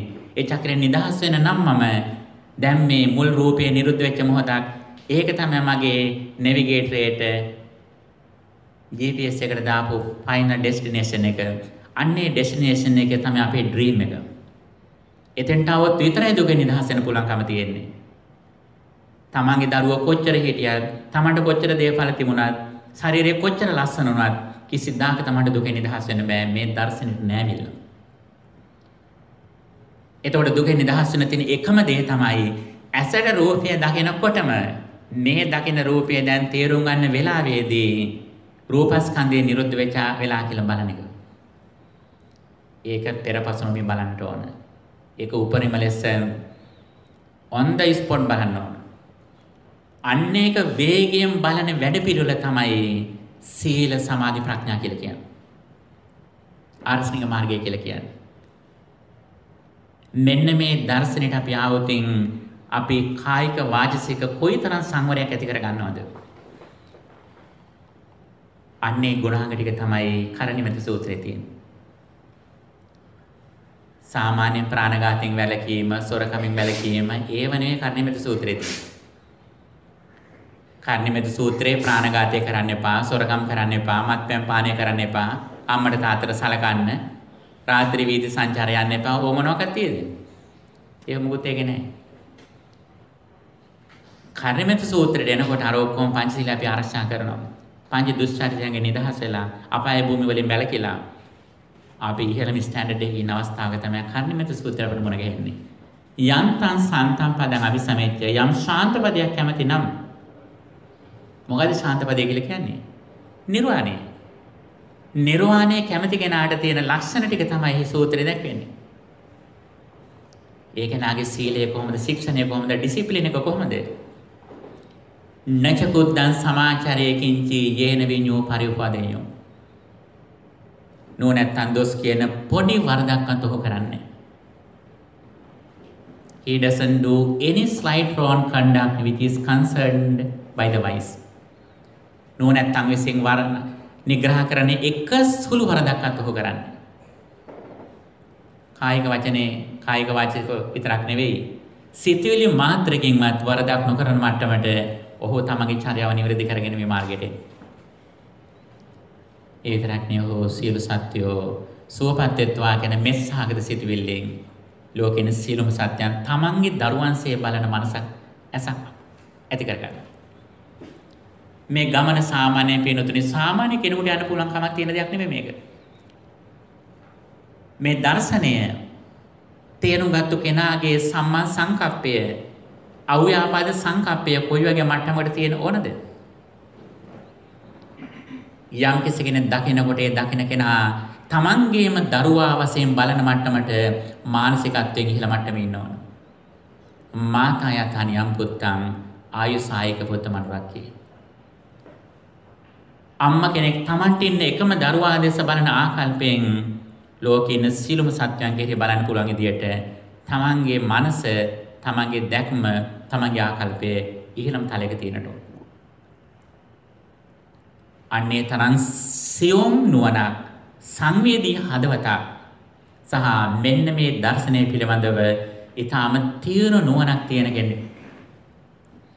ඒක නා උපරිම වශයෙන් සමත භාවනාවක් වඩනවා.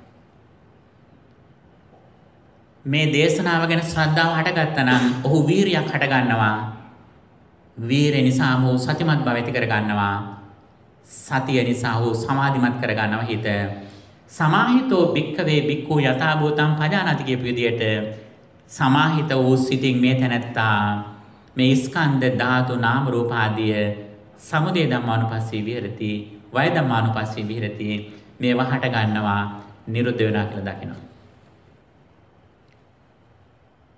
ඔහුගේ ලෝකේ සතුට, ඔහුගේ ලෝකේ හොබිස් විනෝදාංශ මොනවද? එදාට ඔහුගේ ලෝකේ විනෝදාංශ තමයි මේ ආරස්නික මාර්ගය. සීල සමාධි ප්‍රඥා. එදාට ඔහුගේ ජීවිතයේ ඒම් එක තමයි, ගෝල් එක තමයි මොකද්ද? සමාධිය සහ විදර්ශනා වඩන කාලය. තමන් දවසට කොයිතරම් විනාඩි ගාණක් සමත භාවනාවටත් විදර්ශනා භාවනාවටත් වෙන් කරනවාද කියන කාලය.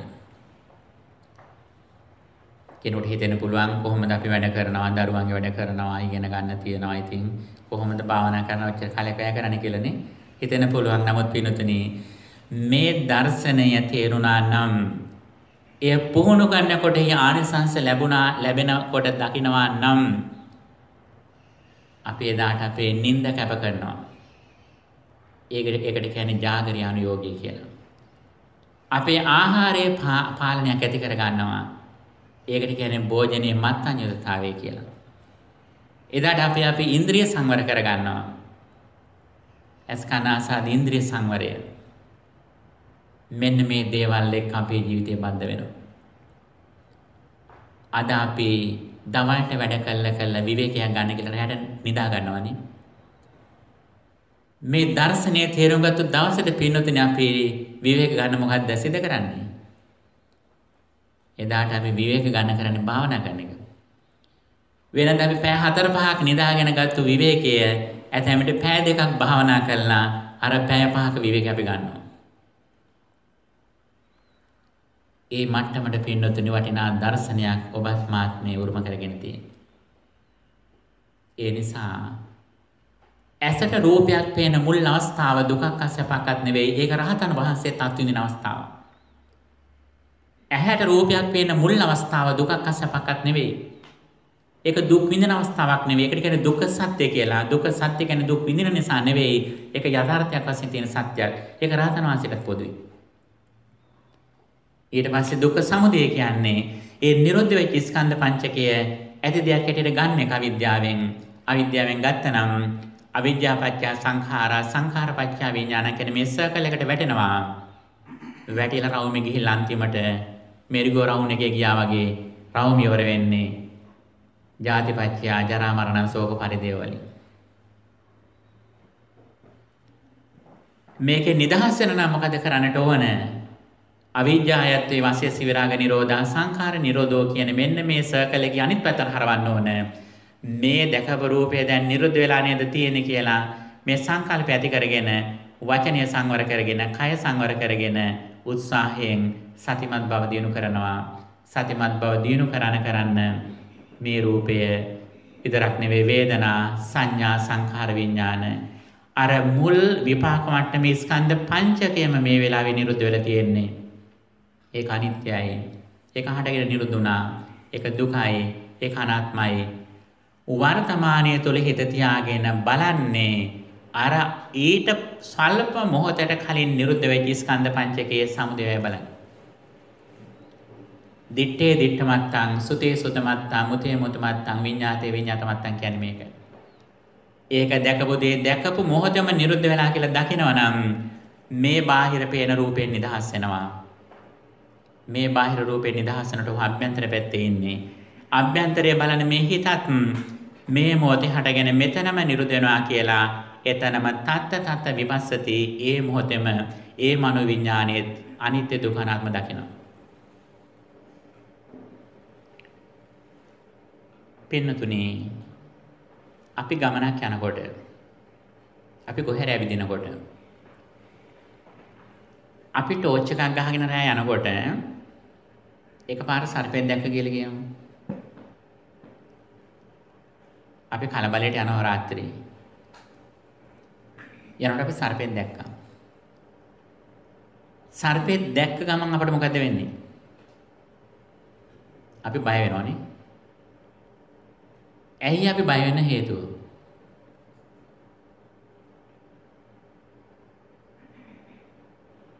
ඇයි අපි බය වෙන්න හේතුව?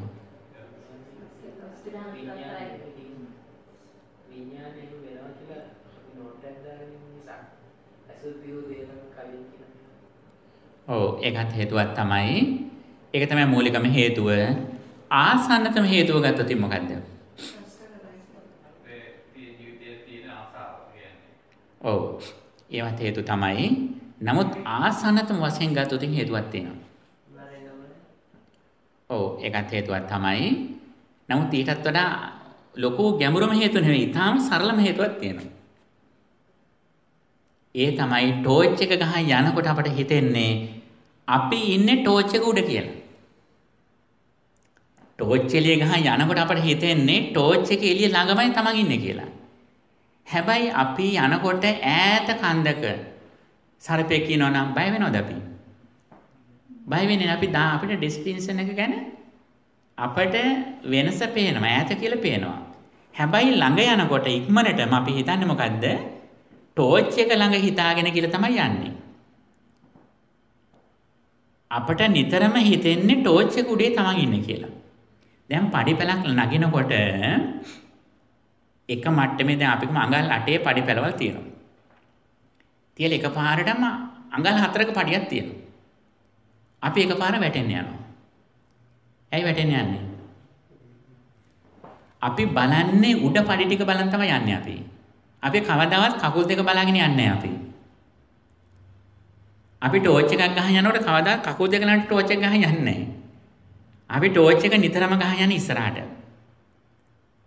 අන්නේ වගේම තමයි අපි බය වෙන්නේ. අපිට මේ දුක එන්නේ අපි මේ ඉස්සරහා රූපය දැන් අපි වාහනේ ඩ්‍රයිව් කරනකොට අපි ඩ්‍රයිව් කරන්නේ වාහනේ ඉස්සරහා බලාගෙන. නමුත් අපි රෝද හතර උඩ ඉන්නේ.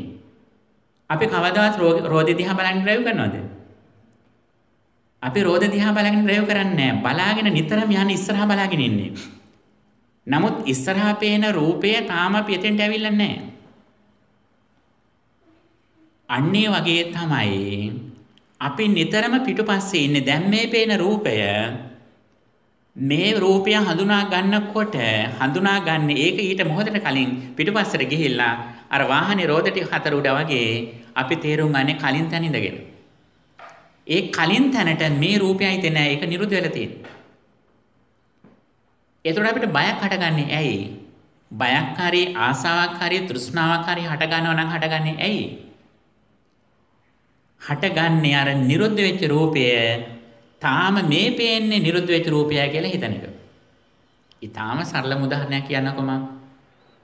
අපි කෑම කනකොට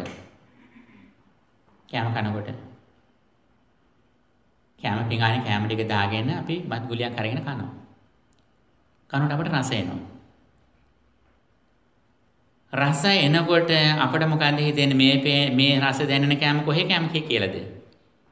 මේ පිඟානේ දැන් තියෙන කෑම කියලානේ. කෑම ටිකේ රස දිවට දැනෙනකොට අපට හිතෙන්නේ මොකද්ද? මේ රස දැනෙන්නේ පිඟානේ දැන් තියෙන කෑම කියලා.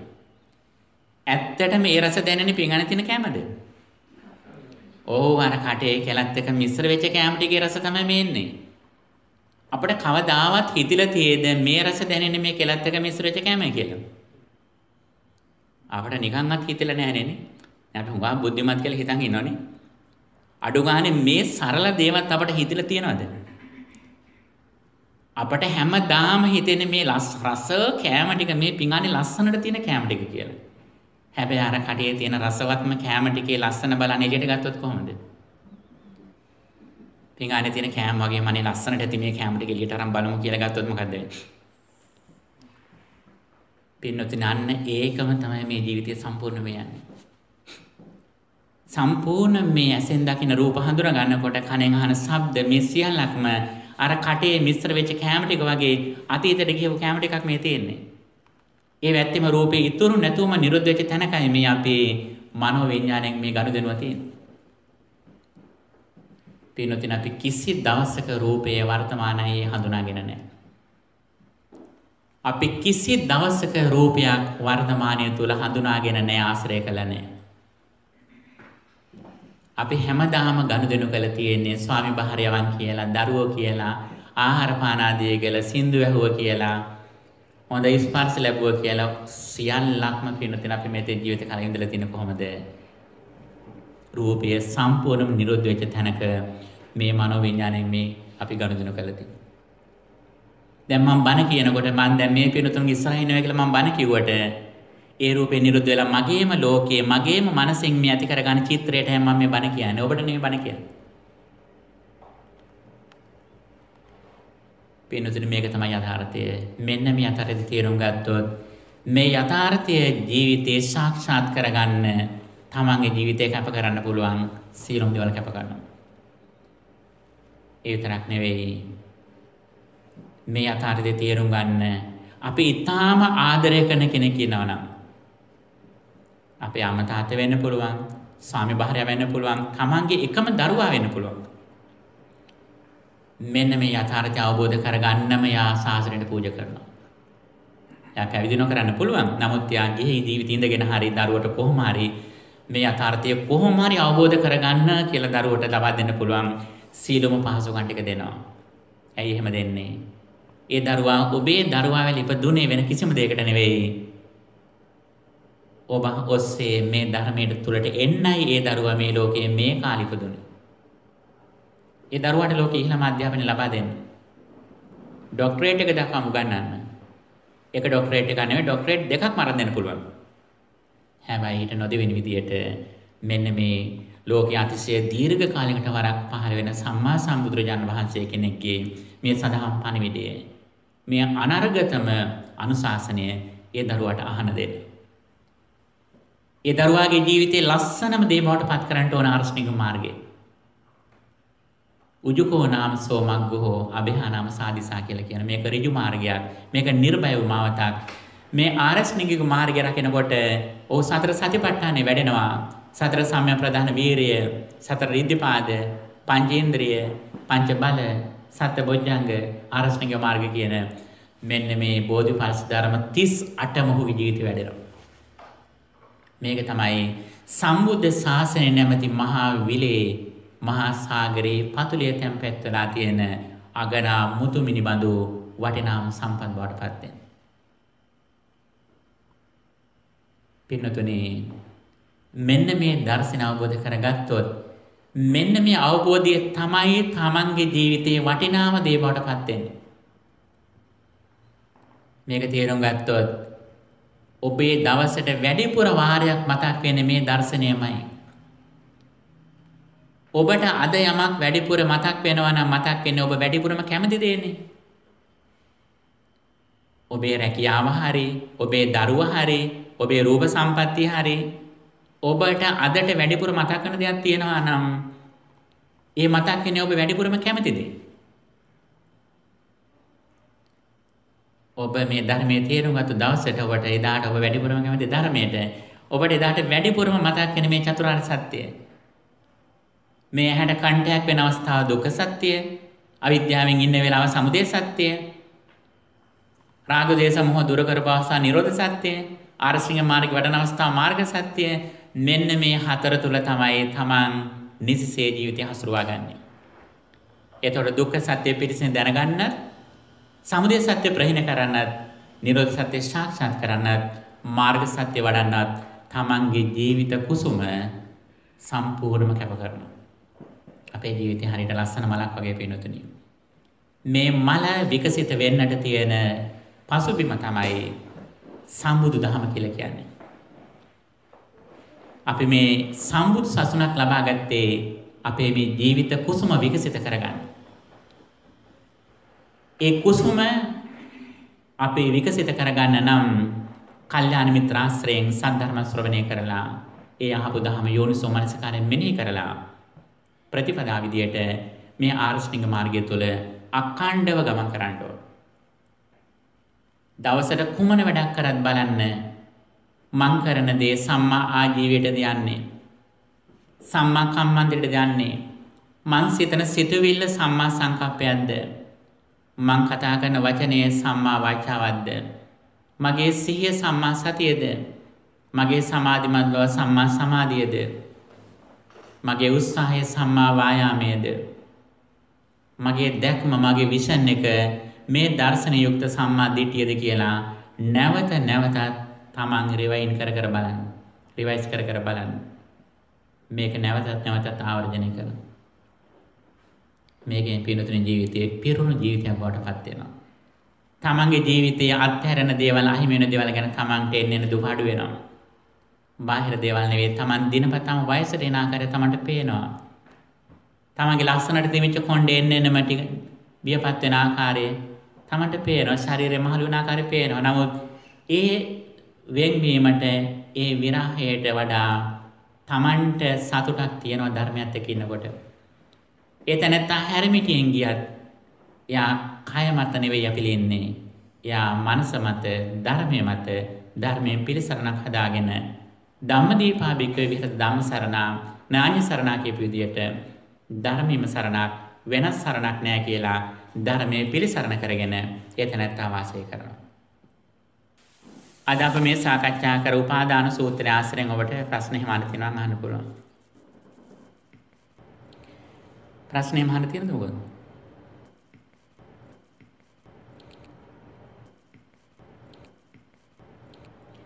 දැන් පුතාලටත් මේක තේරෙන්න ඕන. මේක බුදුරජාණන් වහන්සේගේ කාලේ අවුරුදු 7 තේරුම් ගත්ත මේක. ඔව් අපි ලොකු බුද්ධියකින් ඉපදිලා තියෙන්නේ. අපට අවුරුදු 7 දී වුණත් මේක තේරුම් ගන්න පුළුවන්. සමහර එන උපතින්ම ජාත සෝතාපන්න අය. එයාට අවුරුදු 7 යන්නේත් නැහැ. මොකද උපදිනකොටම එයාලා රෙඩිමේඩ් අය. එයාලා අනිත් මාර්ග වලටපත් වෙන්න වැඩ කරන්නේ. ප්‍රශ්නෙම තියෙනවද අහන්න මොකද? දැන් තමන් නිතරම බලන්න ඕන, තමන් ඇසෙන් රූපයක් බලනකොට, කනෙන් ශබ්දයක් අහනකොට තමන් රූපේ පැත්තට නැඹුරු වෙලා දෙන්නේ රූපේ හිත බැසගෙන දින්නේ රූපේ වෙලා නිරුද්ධ වෙලා මම දැන් මනස පැත්තෙන්ද තේරුම් ගන්න කියලා බලන්න. ඕක තමයි හෝම්වර්ක් එක.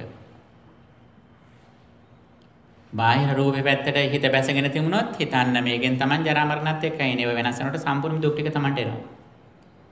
ඒ රූප ශබ්ද ආදී නිරුද්ධ වෙලා තමන්ගේ මනස පැත්තෙන් එමෙගේ තේරුම් ගන්න කියලා දැක්කොත් බාහිර රූපේ වෙනස් කරද්දී තමන්ට දුකක් දෙන්න බෑ කාටවත් බාහිරින්. බාහිර දුක් ටිකෙන් තමන් නිදහස් වෙනවා. හොඳයි එහෙනම් පින්නතුනේ මේ අහපු සූත්‍රය ටික ඔබ නැවත නැවතත් මේක හිතන්න. ඔබට අවශ්‍ය නම් අහන්න පුළුවන් නැවතත් මේක අහලා හරි දැනුම දියුණු කරගන්න. ඔබේ ජීවිත හුඟක් වටිනවා. ඒ වටින ජීවිතවලට උපරිම වටිනාකමක් දෙන්න තමයි බුදුරජාණන් වහන්සේ ලෝකේ පහළ වුණේ. ඉතින් අපි ධර්මය ඉගෙන ගත්තොත් තමයි සැබවින්ම අපේ ජීවිතවලට නියම වටිනාකම ලැබෙන්නේ. ඒ නිසා ධර්මය අවබෝධ කරගත්තු දවසට අපේ ජීවිතයේ සැබෑ වටිනාකම ලැබෙනවා. අපි සාමාන්‍ය කෙනෙක් වශයෙන් මිය ගියොතින් අපි කොච්චර උගත් වුණත් කොච්චර ධනවත් වුණත් අපේ ශරීරේ පොඩ්ඩක්වත් වටින්නේ නැහැ ඊට පස්සේ. හැබැයි මාර්ගඵලලාභී උත්තමයෙක් රහතන් වහන්සේ කෙනෙක් විදිහට අපි මිය ගියොතින් එදාට අපේ ශරීරයේ තියෙන කොටස් ටික ගන්න මිනිස්සු පොර කනවා. දෙවියන් ධාතු කරඬු අරන් එනවා අලු ටික ගන්න අපේ. ඒ අපේ භස්මාශීස තැම්පත් කරලා ධාතු කරඬු වල තියලා වදින්න. අද අපි මිය ගිහින් අපේ අලු ටික ගෙදර වත්තක දැම්මත් වත්ත පිටියත් පාළු වෙනවා. අපි ආධ්‍යාත්ම දියුණුවටපත් වුණු දවසට ඒ අපේ කෙස් ටික අපේ නියපොත්ත අපේ යටකටු කෑල්ලක් විතරන්නේ අපි පාවිච්චි කරපු ඇඳුම් ඒවටත් මිනිස්සු වැඳලා දිව්‍ය ලෝක යනවා. ඒ තරම් වටිනාකමක් අපට ධර්මය තුලින් ලබා දෙන්න පින්නතුනි. ඔගේ කිසිම දර්ශනයකින් ඒ වගේ වටිනාකමක් ලබා දෙනවද? නෑනේ. බලන්න අපේ ජීවිතේට විතරක් නෙවෙයි අපේ මිය ගියපු ශරීරයටත් මේ ධර්මය තුලින් කොච්චර වටිනාකමක් ලබා දීලාද තියෙන්නේ. ඉතින් ඒ වටිනාකම අපි ඉක්මනටම අපේ ජීවිතයට එකතු කරන්නට ඕන. ඉතින් ඔබට ඒ සඳහා සියලුම සුසුකම් තියෙනවා. ඔබට පින තියෙනවා. ඒ නිසාම තමයි මේ මගේ ස්ථානට ඔබ රැස්වලා මේ බණ අහන්නේ. ඔබ උපතින් මේ පින ඇතුවයි ඉපදිලා තියෙන්නේ. නැත්තම් ඔබට මේ වගේ ධර්මයක් අහන්න ලැබෙන්නේ නැහැ. ඔබ හුඟා වාසනාවන්තයි. තමන්ගේ දූ දරුවා මේ වගේ නිදාගත්තත් කමන්නේ. ඒ දරුවෝ එක් කරගෙන ඇවිල්ලා දරුවෝ තියාගෙන ළඟින්. ඒ දරුවන්ට ලොකු ආශිර්වාදයක් ඒක. දැන් මේ රටේ අපි දැකලා තියෙන සමහර අය සිංහලෙන් බණ කියනකොට සිංහල දන්නේ නැති සමහර අය ඇවිල්ලා සිංහලයි මැද ඉඳගෙන බණ අහන ඇස් දෙක පියාගෙන. ඒට ධර්මයේ තේරෙන්නේ නැහැ. නමුත් ඒ අයගේ මතය තමයි මේ බණ අහන ධර්මයේ ප්‍රැක්ටිස් කරන අය ළඟ ඉන්නකොට ඒ අයගේ ජීවිතවලටත් මේ ස්පිරිචුවල් එනර්ජි එක ඇබ්සෝබ් වෙනවා කියලා. ඒ එනර්ජි එක ගන්න ඒ ධර්මයේ ප්‍රැක්ටිස් කරන අය මැද මේ අය වාඩි වෙලා ඉන්නවා. නමුත් අපේ ඇතැම්මිට මේ සිංහලෙන් බණ කියනවා කියලා තේරෙන්නේ නැහැ කියලා ඇතැම්මිට එන්නේ නැහැ දරුවෝ එක්කන් එන්නේ. නමුත් පිනුතුන් නොතේරුණත් ඒ දරුවන් ළඟ තියාගෙන දරුවන්ට ආදරේ නම් ඒ ඔබේ දරුවන්ගේ ඉපදුනේම මේ සම්බුද්ධ ශාසනයක් ලබා ගන්න ධර්මයේ ලබා ගන්න ඒ දරුවෝ ඉපදෙලා තියෙන්නේ. ඉතින් දරුවන්ට ලබා දෙන ලොකුම වටිනාම දේ තමයි ධර්මය. ධර්මයේ ලබා දීපු තරමට දරුවෝ ඔබට කීකරු වෙනවා ඔබට ආදරය කරනවා. ඒ දරුවෝ ලෝකයට යහපත කරනවා. ඒ දරුවෝ පංචශීල ආරක්ෂා කරනවා. ඒ දරුවන්ගේ ලෝකෙට බයක් සැකක් නැහැ. ඒ දරුවන් ආරස්විංග මාර්ගය රකින්නවා. ඒ දරුවන් ලෝකෙට ඉහළම අබේදහන දෙන අය බවට පත් වෙනවා. ඉතින් එවැනි දහමක් අපට ලැබුණේ ඒ දහම තුළ අප්‍රමාදී විදිහට යන්න ඔබට ශක්තිය, ධෛර්යය, වාසනාව, නිරෝගී භාවය ලැබේවා කියලා අපි ප්‍රාර්ථනා කරනවා. රැස් කරගත් නූතුම් පුණ්‍ය ධර්මයන් අප නමින් මිය ගිය ඥාතිහු අනුමෝදන්ව සුවපත් වෙත්වා කියන ප්‍රාර්ථනාවෙන් අපි මියගේ ඥාතීන්ටත් පුණ්‍ය අනුමෝදනා කරමු. ඉදම්මේ ඥාතීනං හෝතු සුඛිතා හොන්තු ඥාතයෝ ඉදම්මේ ඥාතීනං හෝතු සුඛිතා හොන්තු ඉදම්මේ ඥාතීනං හෝතු සුඛිතා හොන්තු ඥාතයෝ. රැස් කරගත් මේ සියලු පින් සම්මදෘෂ්ටික දෙවියනුත් අනුමෝදන්ව ඔබ අප හැමදෙනාමත් සම්බුද්ධ ශාසනයත් ලෝකයත් රැකදෙත්වා. විශේෂයෙන්ම ගෞරවනීය නායක ස්වාමීන් වහන්සේ ප්‍රධාන විහාරවාසී ස්වාමීන් වහන්සේලාට දෙවියන්ගේ දැහැම රැකවරණ ආශිර්වාදයේ සැලසේවා කියන පැතුමෙන් අපේ දෙවියන්ට පුණ්‍ය ආනුමෝදනා කරමු. ආකාසට්ඨා ච බුම්මට්ඨා දේවා නාග මහිද්దికා පුඤ්ඤන්තං අනුමෝදිත්වා චිරං රක්ඛන්තු ශාසනං ආකාසට්ඨා ච බුම්මට්ඨා දේවා නාග මහිද්దికා පුඤ්ඤන්තං අනුමෝදිත්වා චිරං රක්ඛන්තු දේශනං ආකාසට්ඨා ච බුම්මට්ඨා දේවා නාග පුඤ්ඤන්තං අනුමෝදිත්වා චිරං රක්ඛන්තු ත්වං සදා. හොඳයි, අද මේ පින්තුන් බොහොම ශ්‍රද්ධාවෙන් මේ පින්කමට සහභාගී වුණා. හොඳයි, විශේෂයෙන්ම අපි පුණ්‍ය අනුමෝදනා කරන ඔබ හැම දිනාටම මේ උතුම් පින්කමට දායක වීම සම්බන්ධයෙන් විශේෂයෙන්ම කිරුළ හෙට්ටිගොඩ මහත්මයා මේ පින්කම සඳහා අපට ආරාධනා කළා. ඉතින් ඒ මහත්මයා බොහොම ශ්‍රද්ධාවෙන් මේ පින්කමට සහභාගී වෙනවා. ස්වාමීන් වහන්සේලා කෙරෙහි බොහොම ආදරයෙන් ගෞරවයෙන් ධර්මයේ කෙරෙහි බොහොම කැමැත්තෙන් කටයුතු කරන මහත්මයෙක්. ඉතින් තමන්ගේ දෙමව්පියන්ගෙන් ලැබිච්ච ආభాසය ආදර්ශය නිසා තමන්ගේ ලැබිච්ච උරුමය ජීවිතයට ආලෝකයක් කරගෙන කටයුතු කරන පින්වතුන්. ඉතින් ඔබ හැමදෙනාටම අපි මේ පින්කමේ පින අනුමෝදන් කරනවා. ඉතින් වඩාත්ම වටින්නේ මේ අහපු ධර්ම කාරණා මතක තියාගෙන හැකිතාක් දුරට තමන්ගේ ජීවිතයට සම්බන්ධ කරගන්න බලන්න. ඒ වගේම මේ අහපු දෙයට කියන්නේ සුතමේ ඥානය කියලා, සුතමේ පඤ්ඤා කියලා. ඒ අහපු දේ පුළුවන් තරම් හිතන්න. ඒ හිතන එකට කියනවා චින්තාමේ පඤ්ඤා කියලා. ඊළඟට ඒ හිතපු දේ යථාර්ථයක් බවට පත් කර ගැනීමේ මාර්ගය තමයි භාවනාමය පඤ්ඤා කියලා කියන්නේ. නැත්තම් සමත විදර්ශනා භාවනා දෙක දියුණු කර ගැනීම. හිත සමතයෙන් ඒක අරමුණක පවත්වා ගැනීමත්, හිත සමාධිමත් වුණාට පස්සේ මේ යථාර්ථය නැත්තම් රූපාදී ස්කන්ධ පංචකය අනිත්‍ය දුක්ඛ අනාත්ම වශයෙන් බැලීම. ඉතින් මේ සඳහා යොදන කාලය ටිකෙන් ටික වැඩි කරගන්න උත්සාහ කරන්න. ඉතින් එහෙම කරගෙන මේ උතුම් සම්බුද්ධ ශාසනයෙන් සද්ධර්මයෙන් උපරිම ප්‍රතිඵල ගන්නට පින්තුන් හැම දිනාටම නිදුක් නිරෝගී සම්පන්නිය චිර ජීවනය දිගාසිරි සම්පත් සැලසේවා කියලා අපි ප්‍රාර්ථනා කරනවා.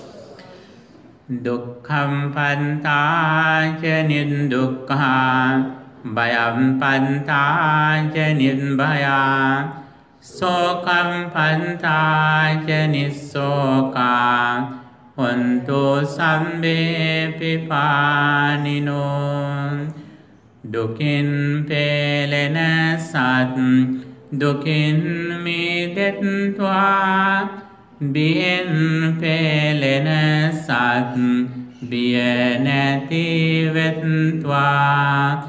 සොමින් තැවෙන සත් සොම්නස් වෙත්වා නිතින් මේ හැම සත් සුවපත් වෙත්වා නිත සැනසිල්ල බුදු හිමිරුව දැකීමය ගත සැනසිල්ල බුදු හිමි හට වැඳීමය සිත සැනසිල්ල බුදු හිමි ගුණ සිතීමය භව සැනසිල්ල හිමිගත් මග ගැනීමය. හැම දිනාටම තෙරුවන් සරණයි.